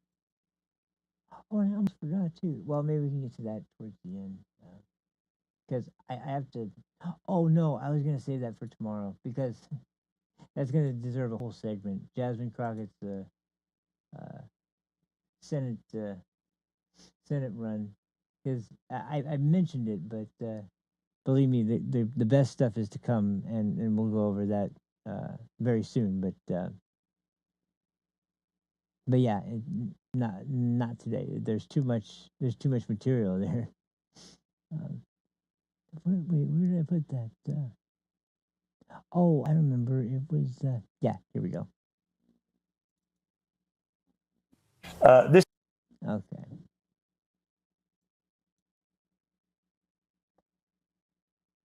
All right. All I can say is be prepared. This is going to be something we're going to have to all get through together. This is where you talk about Jews, women, and blacks. Let's just take a listen. They're always coming up with, no, it's not the Jews. No, it's not women. No, it's not blacks. It's actually really complicated. No, it fucking isn't at all. Jews are running society. Women need to shut the fuck up. Blacks need to be imprisoned for the most part. and we would live in paradise. It's that simple. Okay. Would you like to clarify what you meant there? That's all true. That's 100% true. Everything I said in that clip is true. Including that blacks need to be imprisoned for the most part. Yeah. Yes. Just to clear up one of the many theories about you, I've no idea what the answer is and you haven't got to answer. But are you actually attracted to women? I am attracted to women. You're not gay? No. But I will say that women are very difficult to be around. Okay. So there's that. And do you think they should have the right to vote? I do not. No, absolutely not. They should stay at home? Well, yeah, Yeah. absolutely. See, basically, you're just a misogynist old dinosaur, aren't you? For a young guy. Yeah. I mean, I know I'm the Yeah. boomer. I know I'm the boomer here, but actually, you're a 27-year-old dinosaur, aren't you? Aren't you, Nick Fuentes? All women. I am. All women are annoying. All women grow fossil. old. They all get fat. Says the guy. Have you ever had sex? No, absolutely not. Wow. Says the guy who's never got laid. You think Hitler was very fucking cool? Yes, I do. One of the. And I'm tired of pretending he's not. Well, to be honest. This is the problem, you see. It's a bit like when you just say, I'm a racist. You're a racist who thinks Hitler's cool, but you're not anti-Semitic. If you're a Jewish person watching this, what are they thinking? Including that blacks need to be imprisoned for the most part. Yeah. That was the first, just a short burst. Like, those are the clips that were meant to be representative of the interview. Kind of shallow, but that's what was focused on. And now Officer Tatum, once again, clips that are focused on. And I didn't include his discussion because the third section is where the most of the substance is. But because well, I'll explain when we get there. But just kind of keep in mind what is in each section when we go through them. Yeah. Yes. Well, all of them?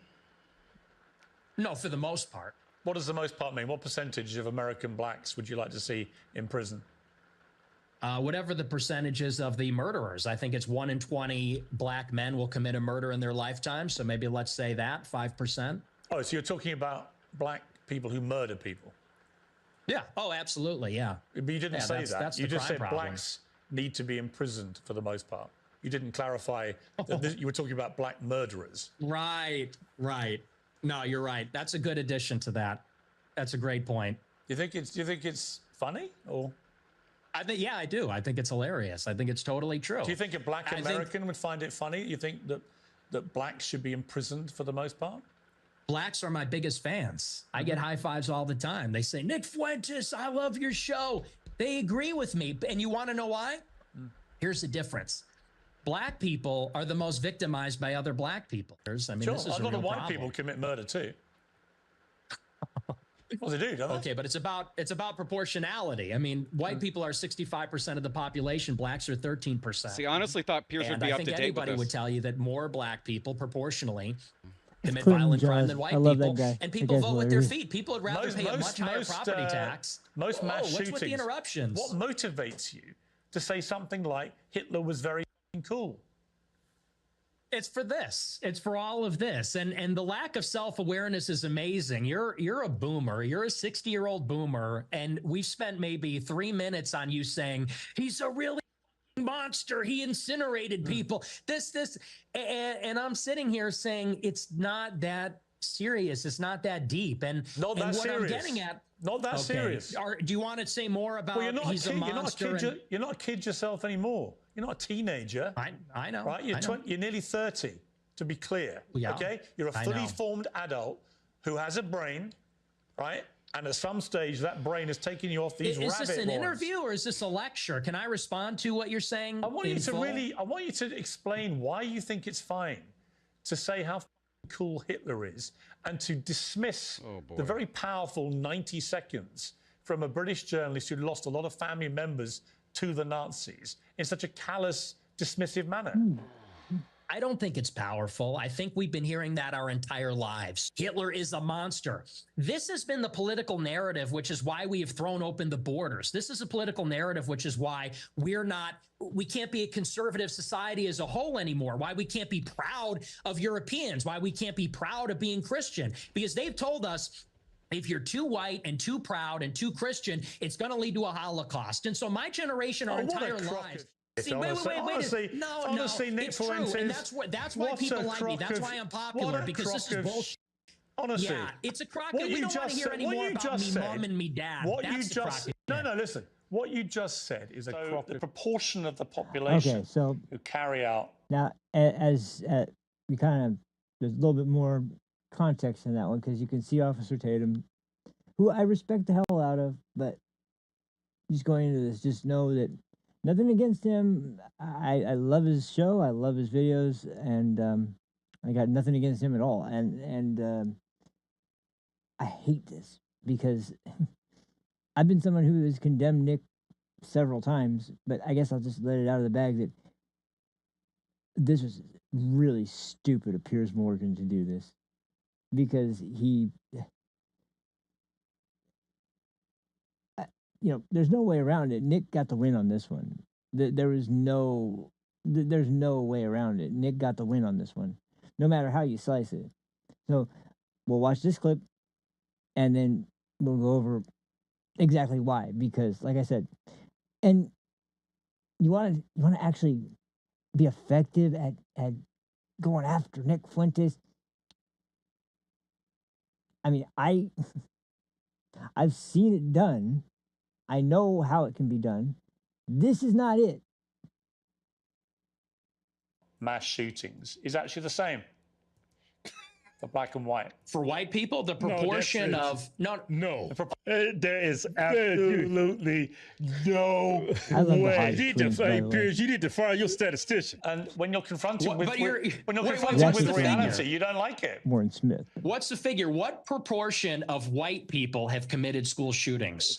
With white people as the denominator and white people that have committed school shootings as the numerator, what's that percentage? For both black and whites, the proportion of the population who carry out mass shootings generally is about the same. Remind me again, the percentage of black men who commit murder in America. What was the percentage you gave me? It's 1 in 20. 1 in 20. It's 1 in 100. No, it's 1 in 20. No. Now listen how less bad than 1 this in is. 100 black U.S. men commit murder. That's 1 in 100. This is the moment that most people found shocking. 1 in 100 is crazy, though. Yeah. There's some pretty shocking evidence that says that it's far more alarming than you would think. Okay, but you would accept that the official crime statistics are 1 in 100, or you wouldn't accept that statistic? I think the majority of the audience are going to be shocked by either of these figures. Let's go with Pierce's, though. That is still shocking. I mean, whether it's 1 in 20 or 1 in 100, that's a lot of people, Piers. I mean, Sure, this is a lot of white problem. people commit murder too. Mm-hmm. Well, they do, don't they? Okay, but it's about proportionality. I mean, white people are 65% of the population. Blacks are 13%. Yeah, so white people should commit 65% of the murders in this country, and they don't. Apparently, he has a team of researchers speaking into his ear, so they should be able to get this right. I'm not claiming the facts are wrong, but the logic connecting these facts is flawed. There's no difference to the victim, but it's a different kind of crime, and it's a different proportion also. Do you know what percentage of white people are school shooters? Yep. I know that the vast majority of mass shootings in schools in America this century were perpetrated by young white men. No. So you see, What's I the think the trouble with your proportion? statistics is a lot of them don't bear much scrutiny. We have a bunch of fact checkers checking all this in real time. Fact checkers. Because you do have a tendency to just come out with a lot of old baloney. And when you say, It's almost more embarrassing that you have a team of fact checkers talking in your ear and you make a mistake like this. When you're confronted what's with the reality, figure? you don't like it. What's the figure? What proportion of white people have committed school shootings? With white people as the denominator and white people that have committed school shootings as the numerator, what's that percentage? For both black and whites, the proportion of the population who carry out mass shootings generally is about the same. You just argued a moment ago that they were almost all white. I know that the vast majority of mass shootings in schools in America this century were perpetrated by young white men. And I'm And just what proportion of and what proportion? I'm curious. I'm curious. proportion? I'm curious whether your advice would be to people who have kids in Wait, is these my schools. mic working? Should they? Should What they? proportion? Should they avoid? Should they avoid white people at school? If school shootings were occurring at the same rate as regular shootings, then yes. Yeah, like school shootings. If that happened every week, Yeah. like it happens in the inner cities, In every major city. yeah, Every weekend or every week. yeah, I would tell you to avoid going to school. If we now have agreed that the vast majority of mass shootings in schools are committed by white people and predominantly young white men, then presumably your advice would be to avoid young white men. No. Because they No, perpetrate these because of- massacres. But it won't be It's- because they're white, right? So are you playing dumb or are you actually dumb? Maybe it's I'm about dumb. proportionality. Maybe I'm dumb. Because if you're concerned with Nick Fuentes, you have to come at this logically. You can't play the game like this or you will lose every time. So, anybody out there who is not clutching their pearls and just so angry by the substance can that they can actually analyze on a deeper level what's actually going on here. Yeah, it's pretty obvious, but the problem should be pretty should have been apparent during the interview long before it got to a point where it was this embarrassing because Piers is Piers is the kind of guy that man, it's so hard to peg him down because sometimes he says stuff and it's like, yeah, I totally agree, and sometimes it's like, how are you this freaking dumb, dude? And this is one of those things where I know I can almost guarantee exactly how this whole thing came about. He had a chance to have Nick on his show. He's like, oh, perfect. I can't wait. I can't wait to get that little prick down and that's a typical English voice. That's not a Piers voice. I can't do a Piers voice.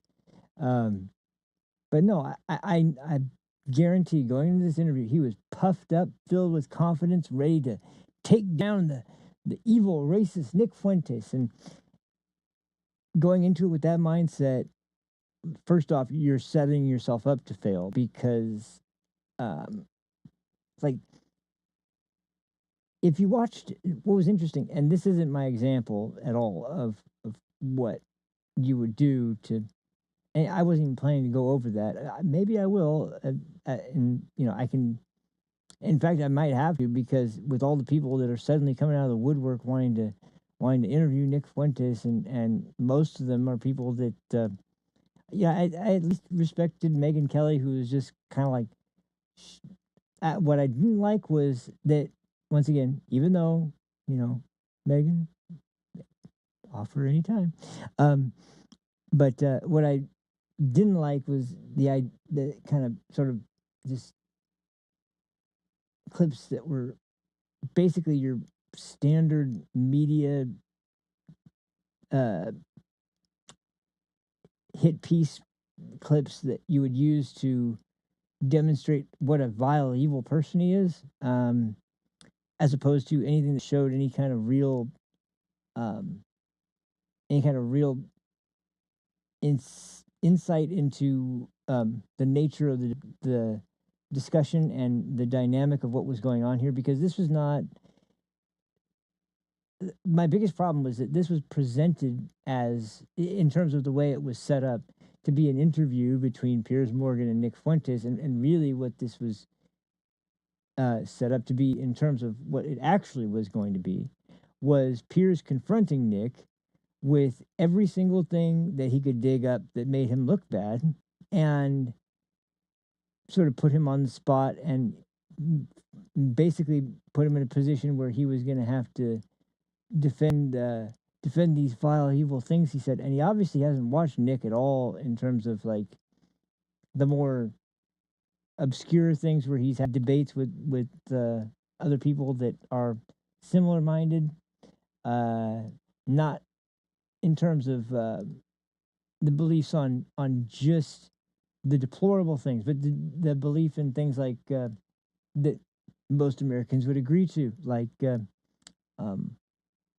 laws should be followed.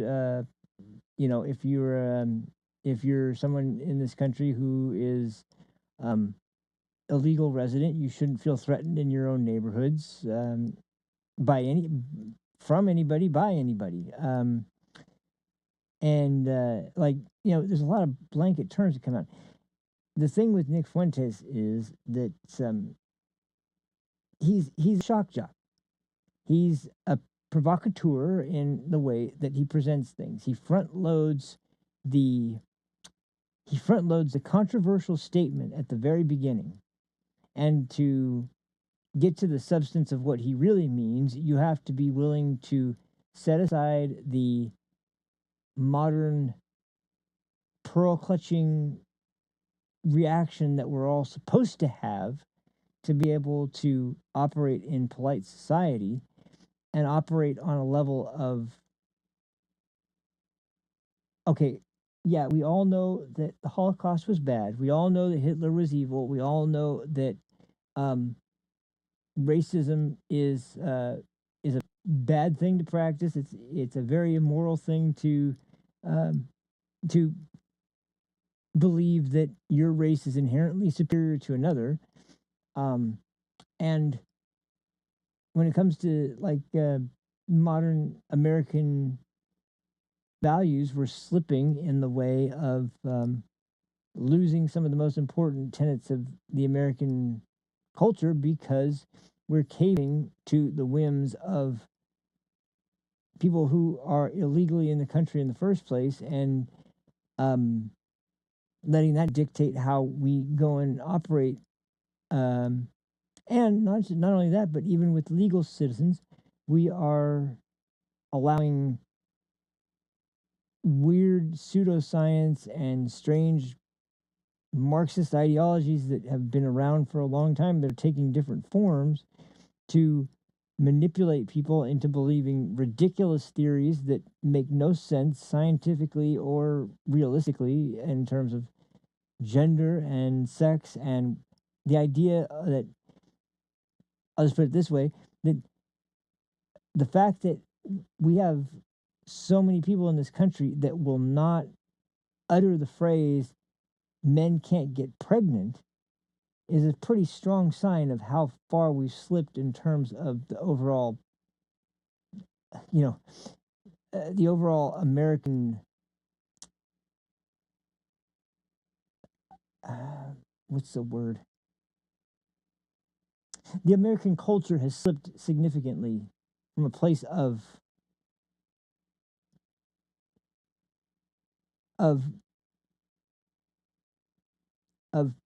basically high intelligence, high compassion, and strong belief in defense of your family, in defense of your community, and in defense of your country. And suddenly those things were considered bad. Like, especially if you're of a certain demographic group. Whereas it's totally fine to say that that's a good thing in another demographic. Now,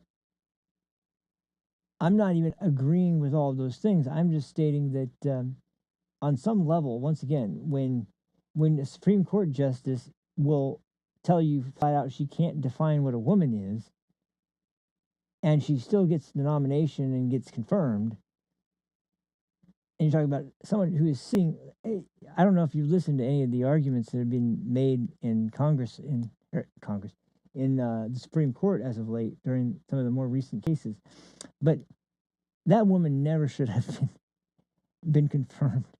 She has no understanding of the Constitution beyond what she basically is trying to twist the meaning into actually being, as opposed to I can't remember who was talking about this. I was watching somebody talking about this, and it's like, if you want the if you want the Constitution to say something badly enough, you'll find a way to mishmash a bunch of different statements together to make it say something totally different than what's intended. Same reason why birthright citizenship, which was intended for the children of former slaves after the Civil War, gets twisted into literally this concept where if you come here and you're 8 months pregnant and you stay long enough and you have that child, well, great, guess what? That child's an American citizen, and therefore now you have an anchor baby, as they're referred to make sure that you have a claim to stay in this country because you have to care after your child. Now, I love to see what Trump administration is doing, where they're saying, well, okay, your child is an American citizen. You're not, though. So you can either leave the child here with someone who will care for it, or you can be a good parent and take the child with you back when you get deported.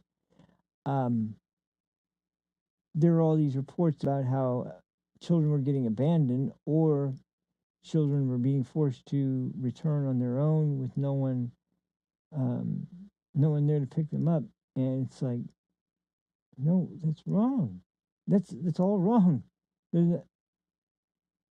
And it's just like, so with that in mind, when you come into a debate that you set up with Nick Fuentes, where you're trying to use this to expose him, he's going to beat you at that, because just look at the stats that he's talking about, and look at how, even with the advantage of having people in his ear that are able to check online, find the answers, find the numbers, find the definitions of things, find the statistics for things, he still comes out looking like a total idiot because he can't understand the idea of demographics.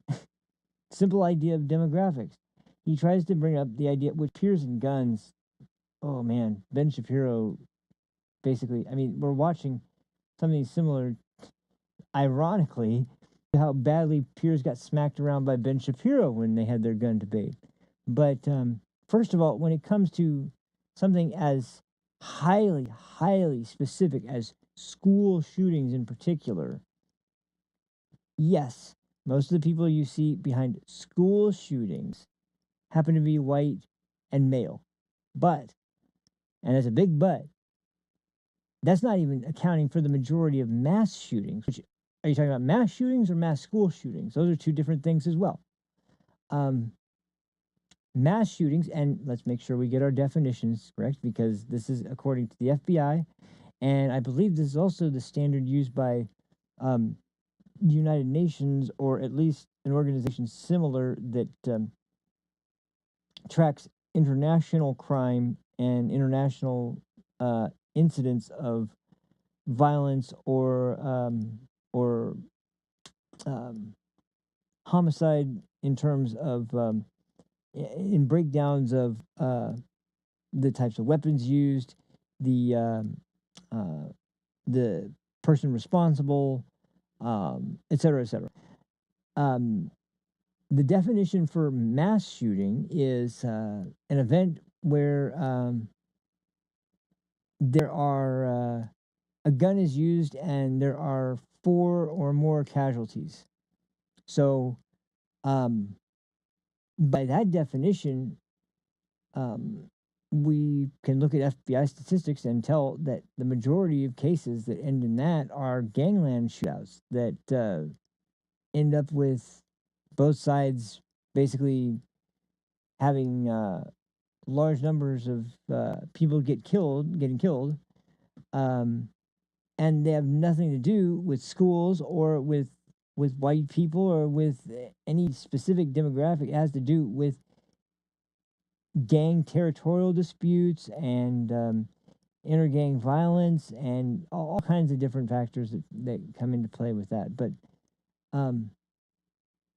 the idea that mass shootings in that particular way is mostly attributed to white people, that's just not true. It's attributed to almost every race, pretty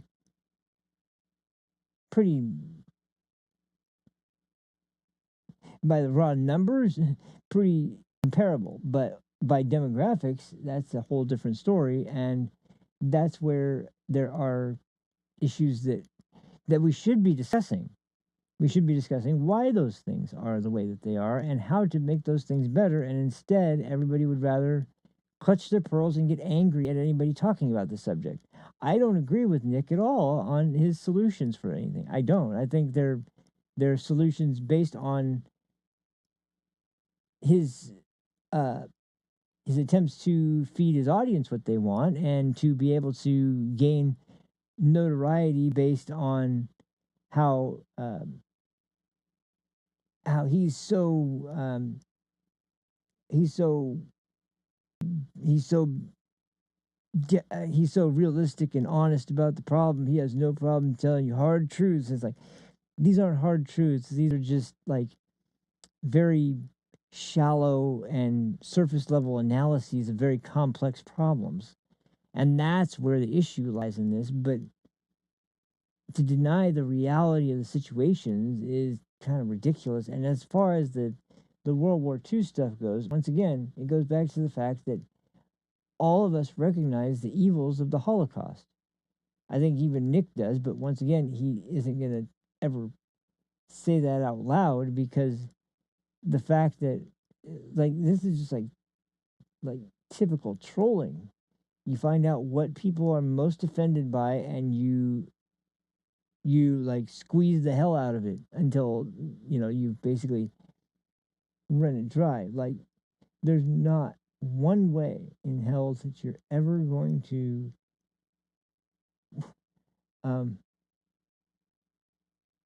man, there's just no way you're ever going to get to a point with Nick Fuentes where those kind of arguments are going to be effective. And it's not even like it's going to have to be an argument. You're just going to have to actually, spend the correct amount of time analyzing what he does, and at the same time, um,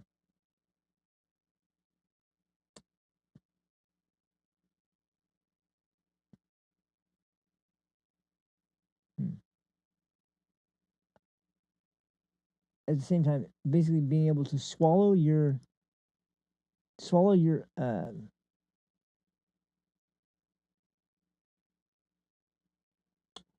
sort of preconceived ideas about how to handle a debate and go about it in a way that that's going to blindside him and not focus on the fact that he's just an evil racist and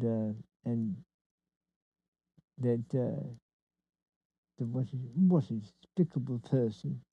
What an absolutely despicable person. This person does not deserve to live amongst contemporary society.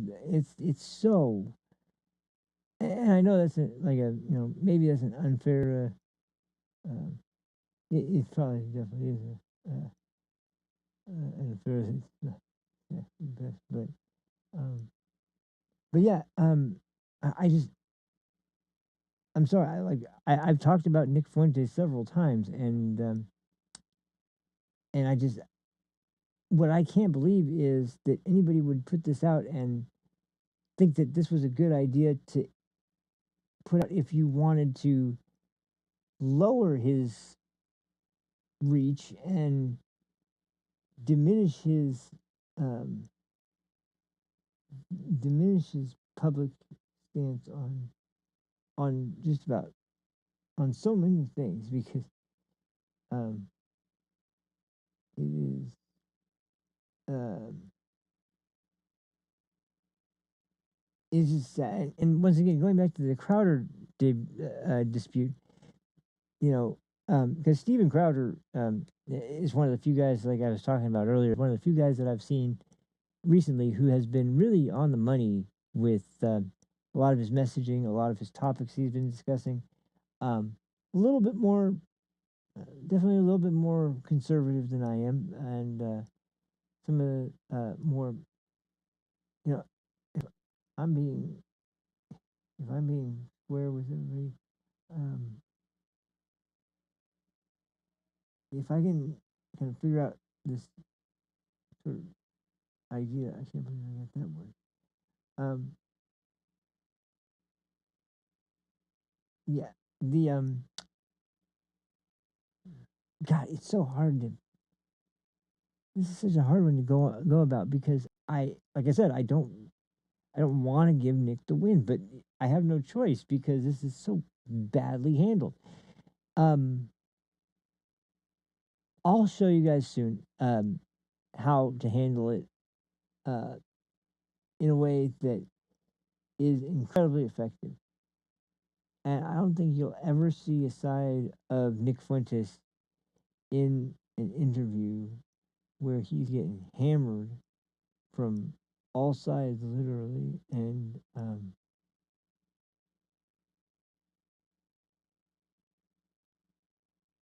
it's just like there's no maturity around these subjects anymore. There's just none. Once again, like I think we're all in agreement and can understand the idea that the Holocaust was an evil event, but to like one of the things that Pierce brings up as this huge slight on not just being a Holocaust denier, but by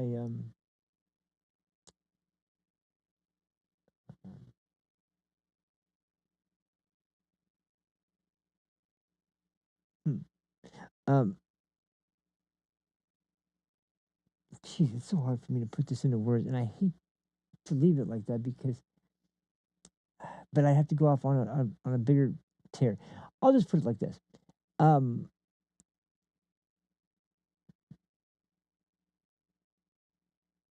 When I saw Nick get exposed the worst was when he was forced to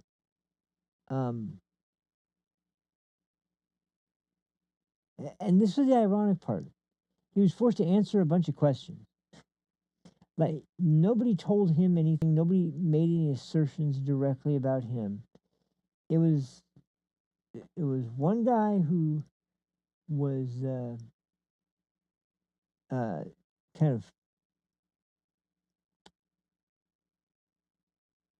of set up with and it just is kind of pathetic that like in this type of climate when we're discussing these sorts of things, it's just expected that everybody has to go along with the program, and it reminds me of how in Britain right now, there's a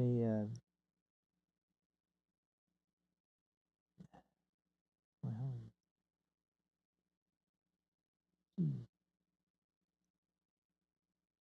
hmm.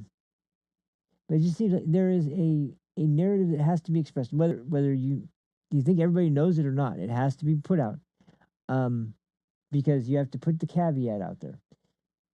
I think, like I said, I think most people know that to be true. But if you push Nick on what he really thinks, like he'll make a statement, and this is where the two different methods are sort of uh, appreciated and.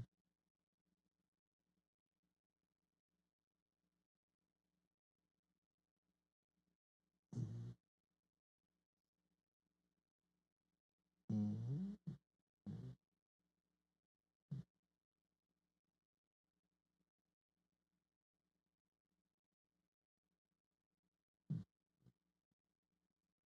Mm.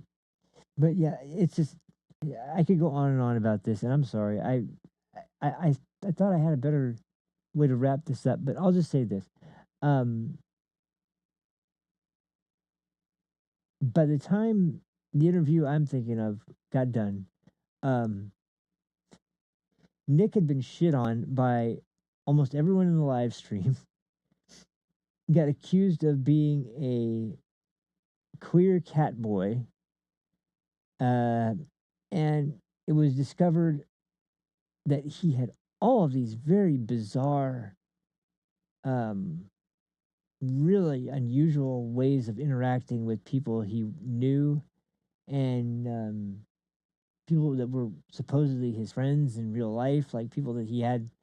One being someone who was living in a property that was owned by, I think, his parents, and he was renting a room there from him, and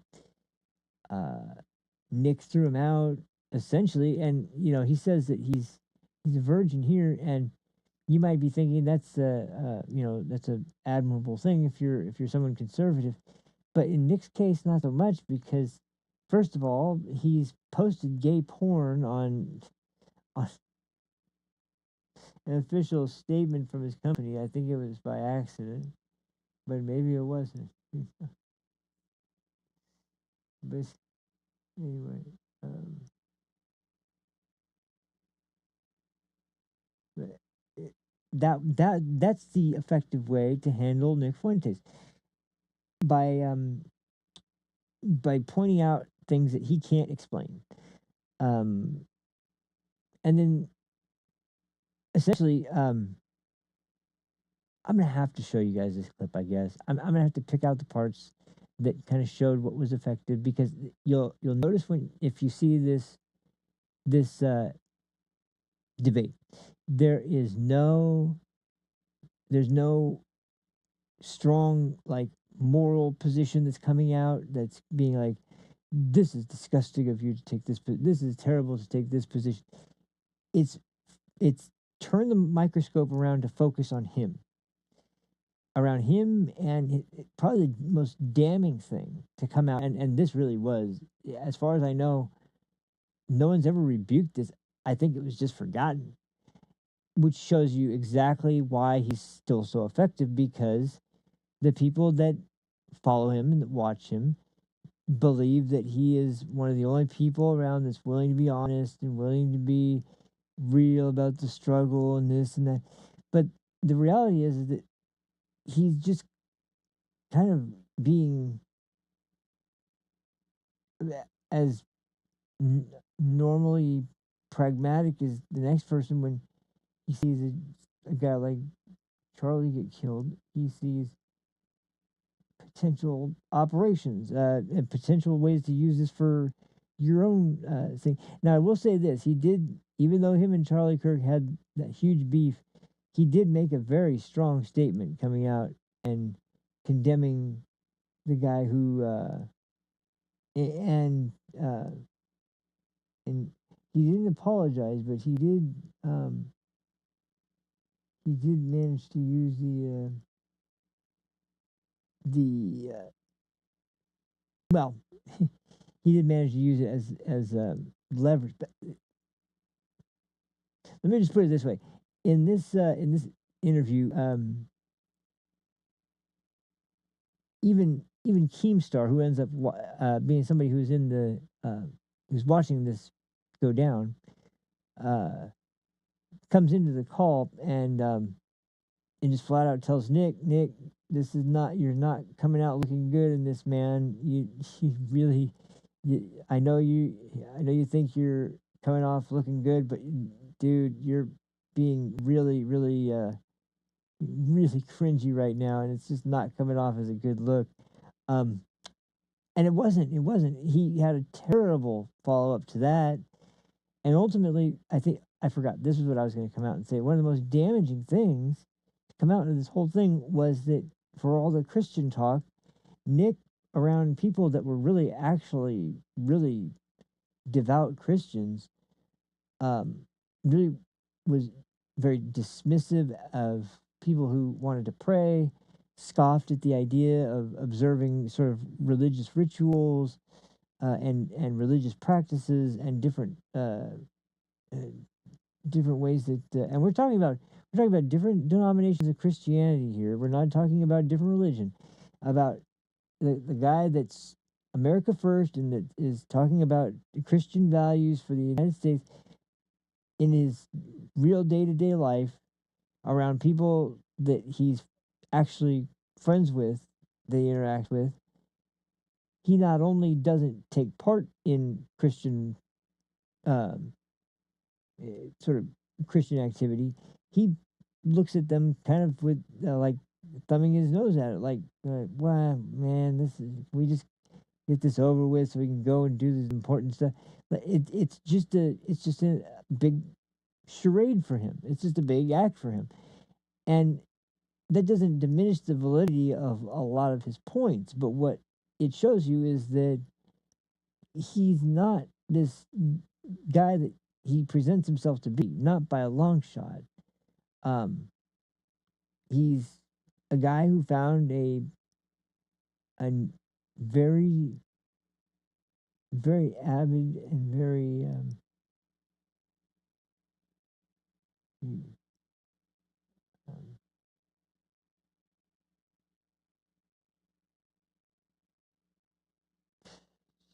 it's just that's the only way that'll work, because I swear you do it like this, it's not going to have any results that are going to be beneficial. It's not. It's just going to, because I can tell you now, he went from Nick Fuentes has now gone from Tucker Carlson to Steven Crowder and now to Piers Morgan. And you know, for Tucker, as far as I can tell now, which by the way, I'll just mention this: Tucker seems to have gone off the deep end. I have no idea what his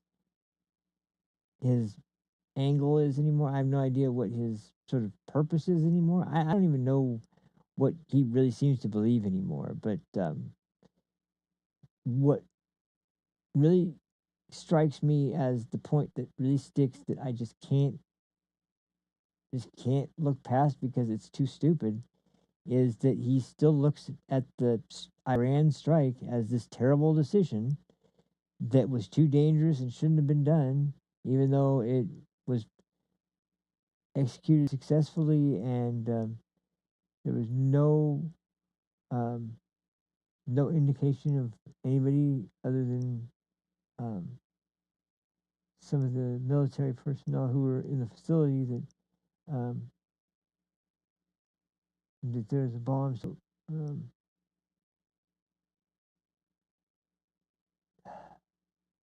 so yeah, it's just and then going on to Steven Crowder, where it was partly like disagreement, partly agreement, and it was um, probably the most productive discussion of all of them. But then this one was just a sideshow, and like I say, the reason I say Nick came out looking good is that nobody that's a fan of Nick was going to be dissuaded by this interview. If anything, it's going to get them further committed.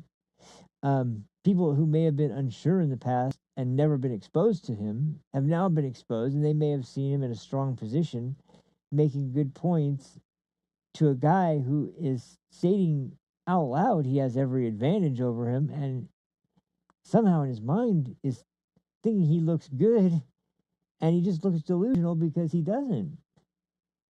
And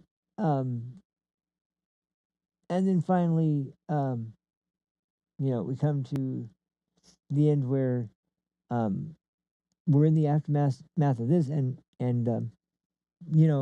like I said, I have to at least respect that Megyn Kelly recognizes that I don't want to have this discussion. I don't agree with Nick Fuentes. I don't agree with his politics. I don't agree with his worldview. I don't think he's a good person. I don't like, which, believe what you want. That's fine. That's all on you. But like, and it's not your obligation to do so. There's nothing wrong with that.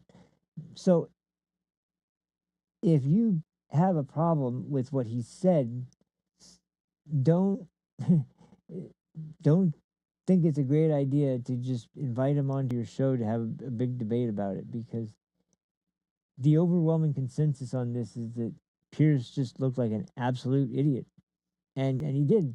He couldn't even answer, once again, the honest questions that Nick was putting forward, and Nick was putting forward, to be honest, good questions to counter the perspective that was trying to be pushed by Piers and his side, that was supposedly on the side of the moral, ethical, humanitarian sort of uh, position that equal rights for everyone, and like that might sound all great and nice on paper, but in the real world, with real bad situations involving really bad people, and um, it's such a bad blemish, and it just I can't believe that it was the trap that he fell into. So um, that's really, I'll probably show as a side thing next time, because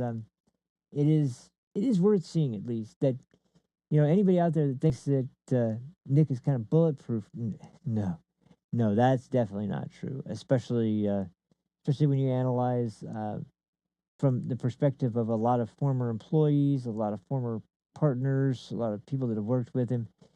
He's got some strange things that he's never really answered for, because he's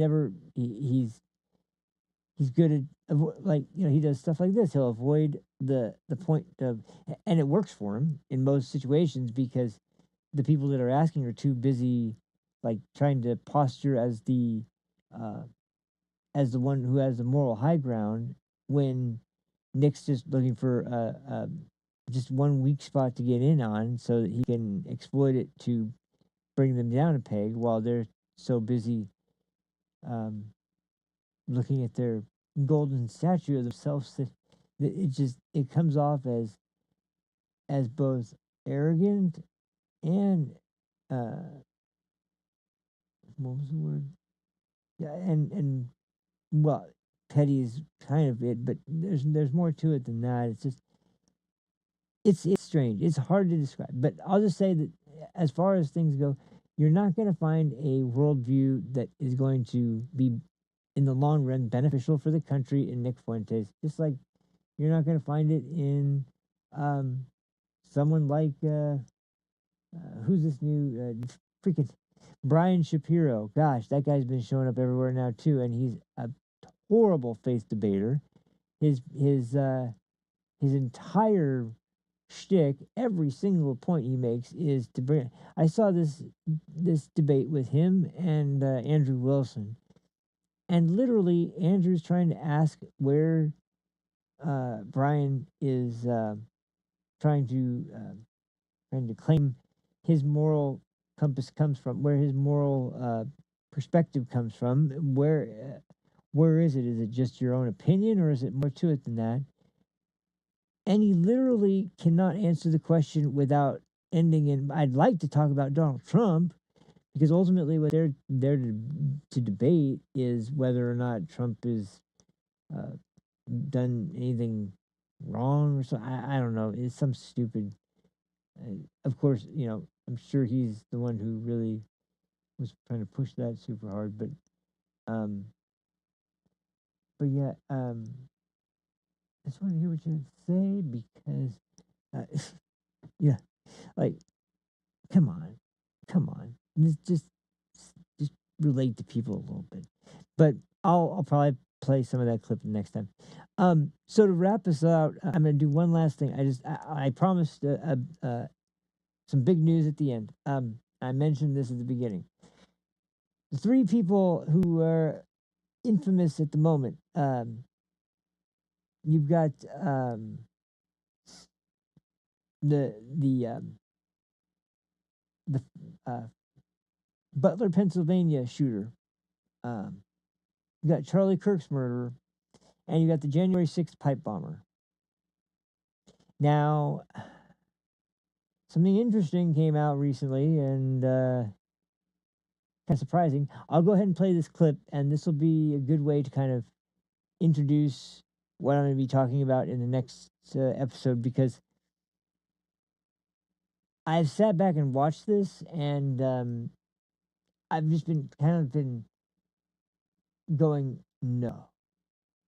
no way. That are you like? It's just been blowing my mind that of all the groups of people, and of all the different subgroups, and all the different fan bases, and things like that are out there, the group that is in common between these three, it can't be this one. But it is. It is this one. I can't believe it. So, one more time, let's go back to Miss Kelly, who I could go back to over and over again several times in one night and never get tired. But no, anyway, let's go back to Miss Kelly and let her explain the insight of exactly what it is that that ties this whole thing together, because this is My God. amazing. This is amazing, and I don't I don't know how the hell this happens, but because of this, we're gonna have to take a deep dive, ladies and gentlemen, and it's gonna be uncomfortable, but we'll get through it together. So anyway, here's let's get what are we talking about here? My God. I don't know if you saw this, but today the New York Post is reporting that the suspect, Brian Cole Jr., quote, has secret online life, obsessing over My Little Pony. That's right. The J6 pipe bomber is a brony.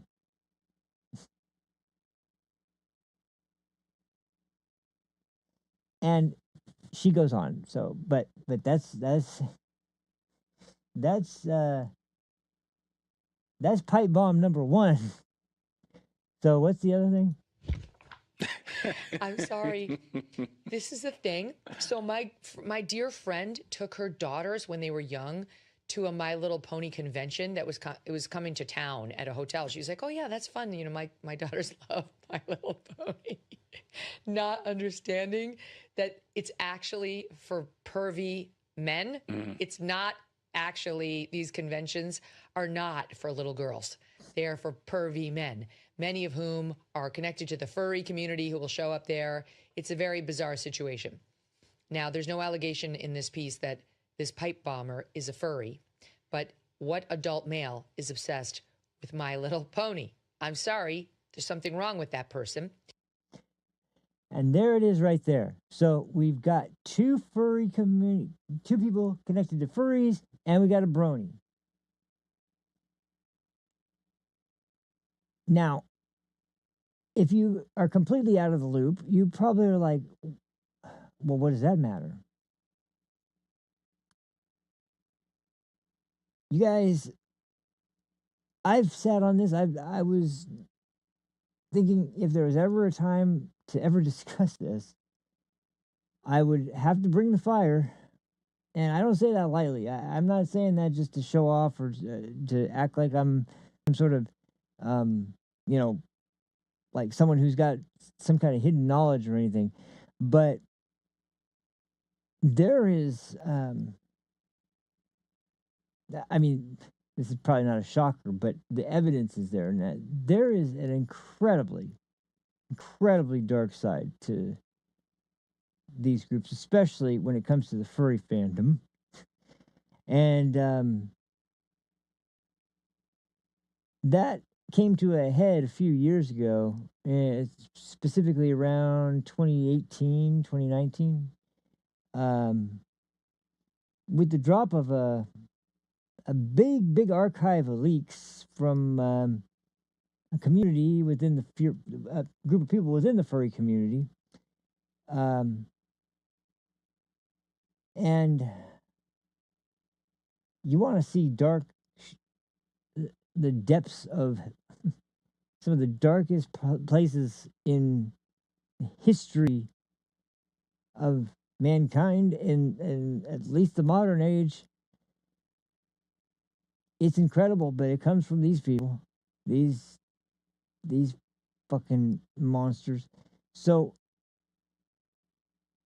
I have to bring this up because the fact that these are people that are now acting out and attempting to well, one successfully murdering a political commentator, and another coming within a millimeter of murdering the candidate and the man who went on to become president.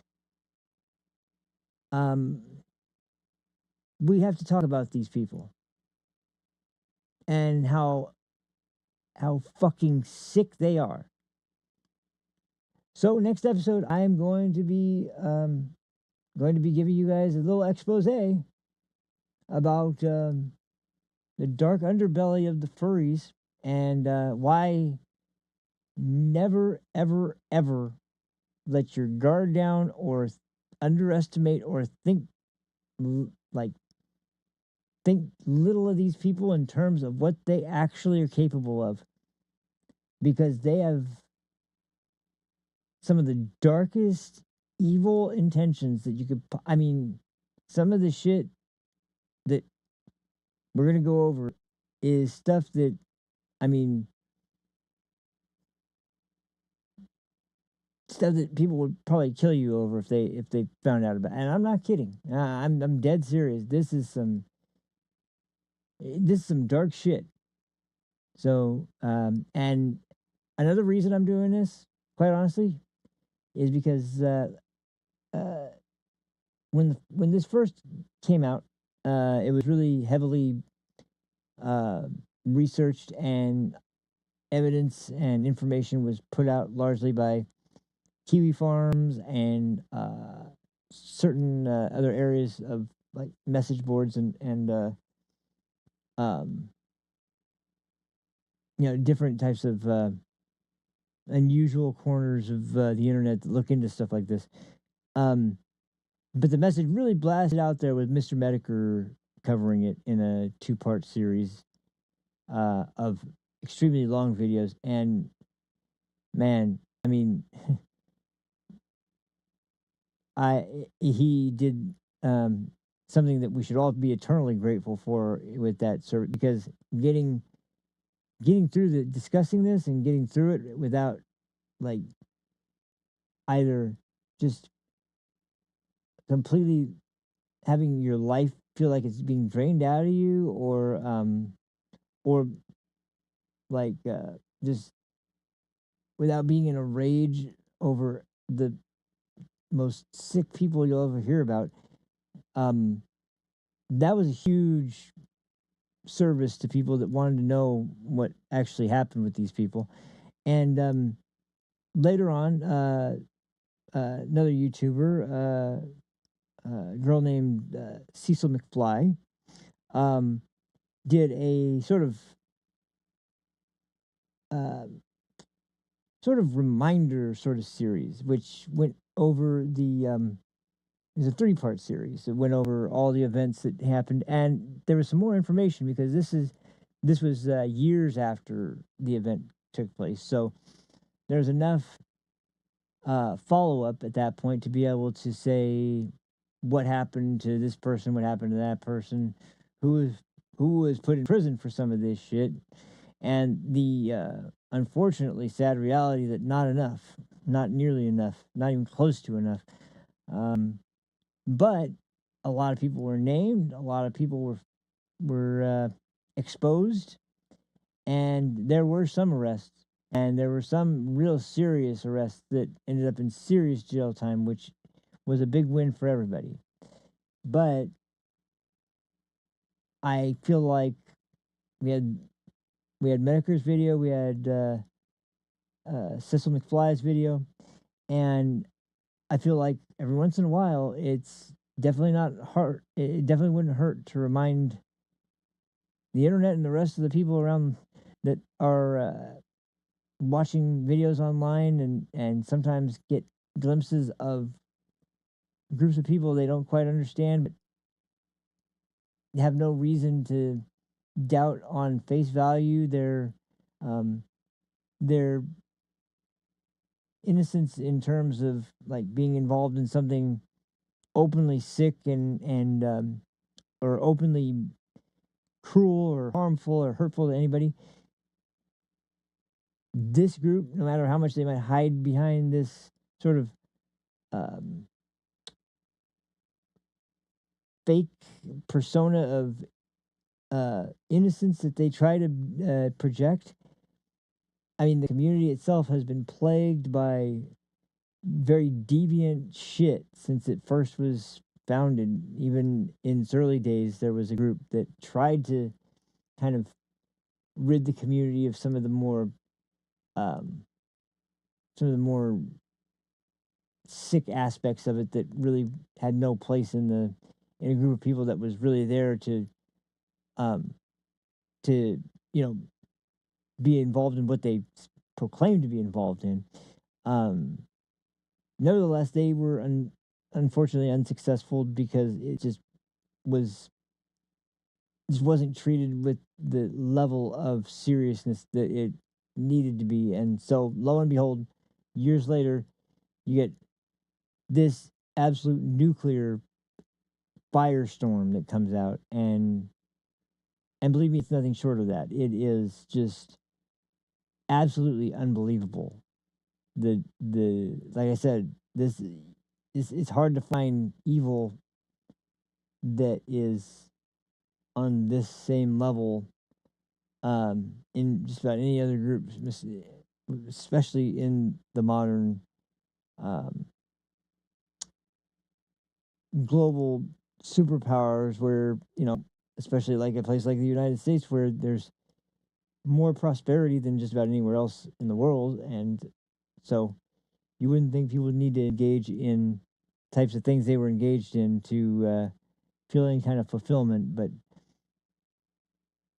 that's how fucked these people were. So, not to sugarcoat it, but that's just the reality. So, next episode, I'll be touching on that. And I won't be focusing entirely on it, but I just, like I said, every once in a while, I think people need to be reminded. And once again, now we've had them, and by them, I mean people who, through some way or another, are connected to these communities, and they have now been responsible for national events where people were either hurt or killed. And that in and of itself is a pretty good reason to go over who these people are and what they've done in the past, and why you should never, ever, ever trust a fucking furry. So, yif in hell. And I'll see you guys on the next one. So, thanks again for watching, everybody. I really appreciate it. I will hopefully see you, I really hope tomorrow. I'll do my best. I will absolutely do my best, but it will be soon. I have ironed out the system so that there should be no issues. I should be able to fire it up this time and have no problems with anything that was causing me to have some issues before that just were not working out. So as soon as I do have all the material ready for the furry video, no problems there. So I'll be able to present it. I don't know how excited it's going to be, but excited I'm going to be, but I'll be able to present it. So I will see you guys then. Until then, take care of yourselves. Have a fantastic evening, and I'll talk to you next time. Peace. Again, 5, 4, 3. That's tomorrow, and that is it for us today. And we will leave you with a, I can't do it. We'll do it live. Okay. We'll do it live. Fuck it. Do it live. I'll write it and we'll do it live.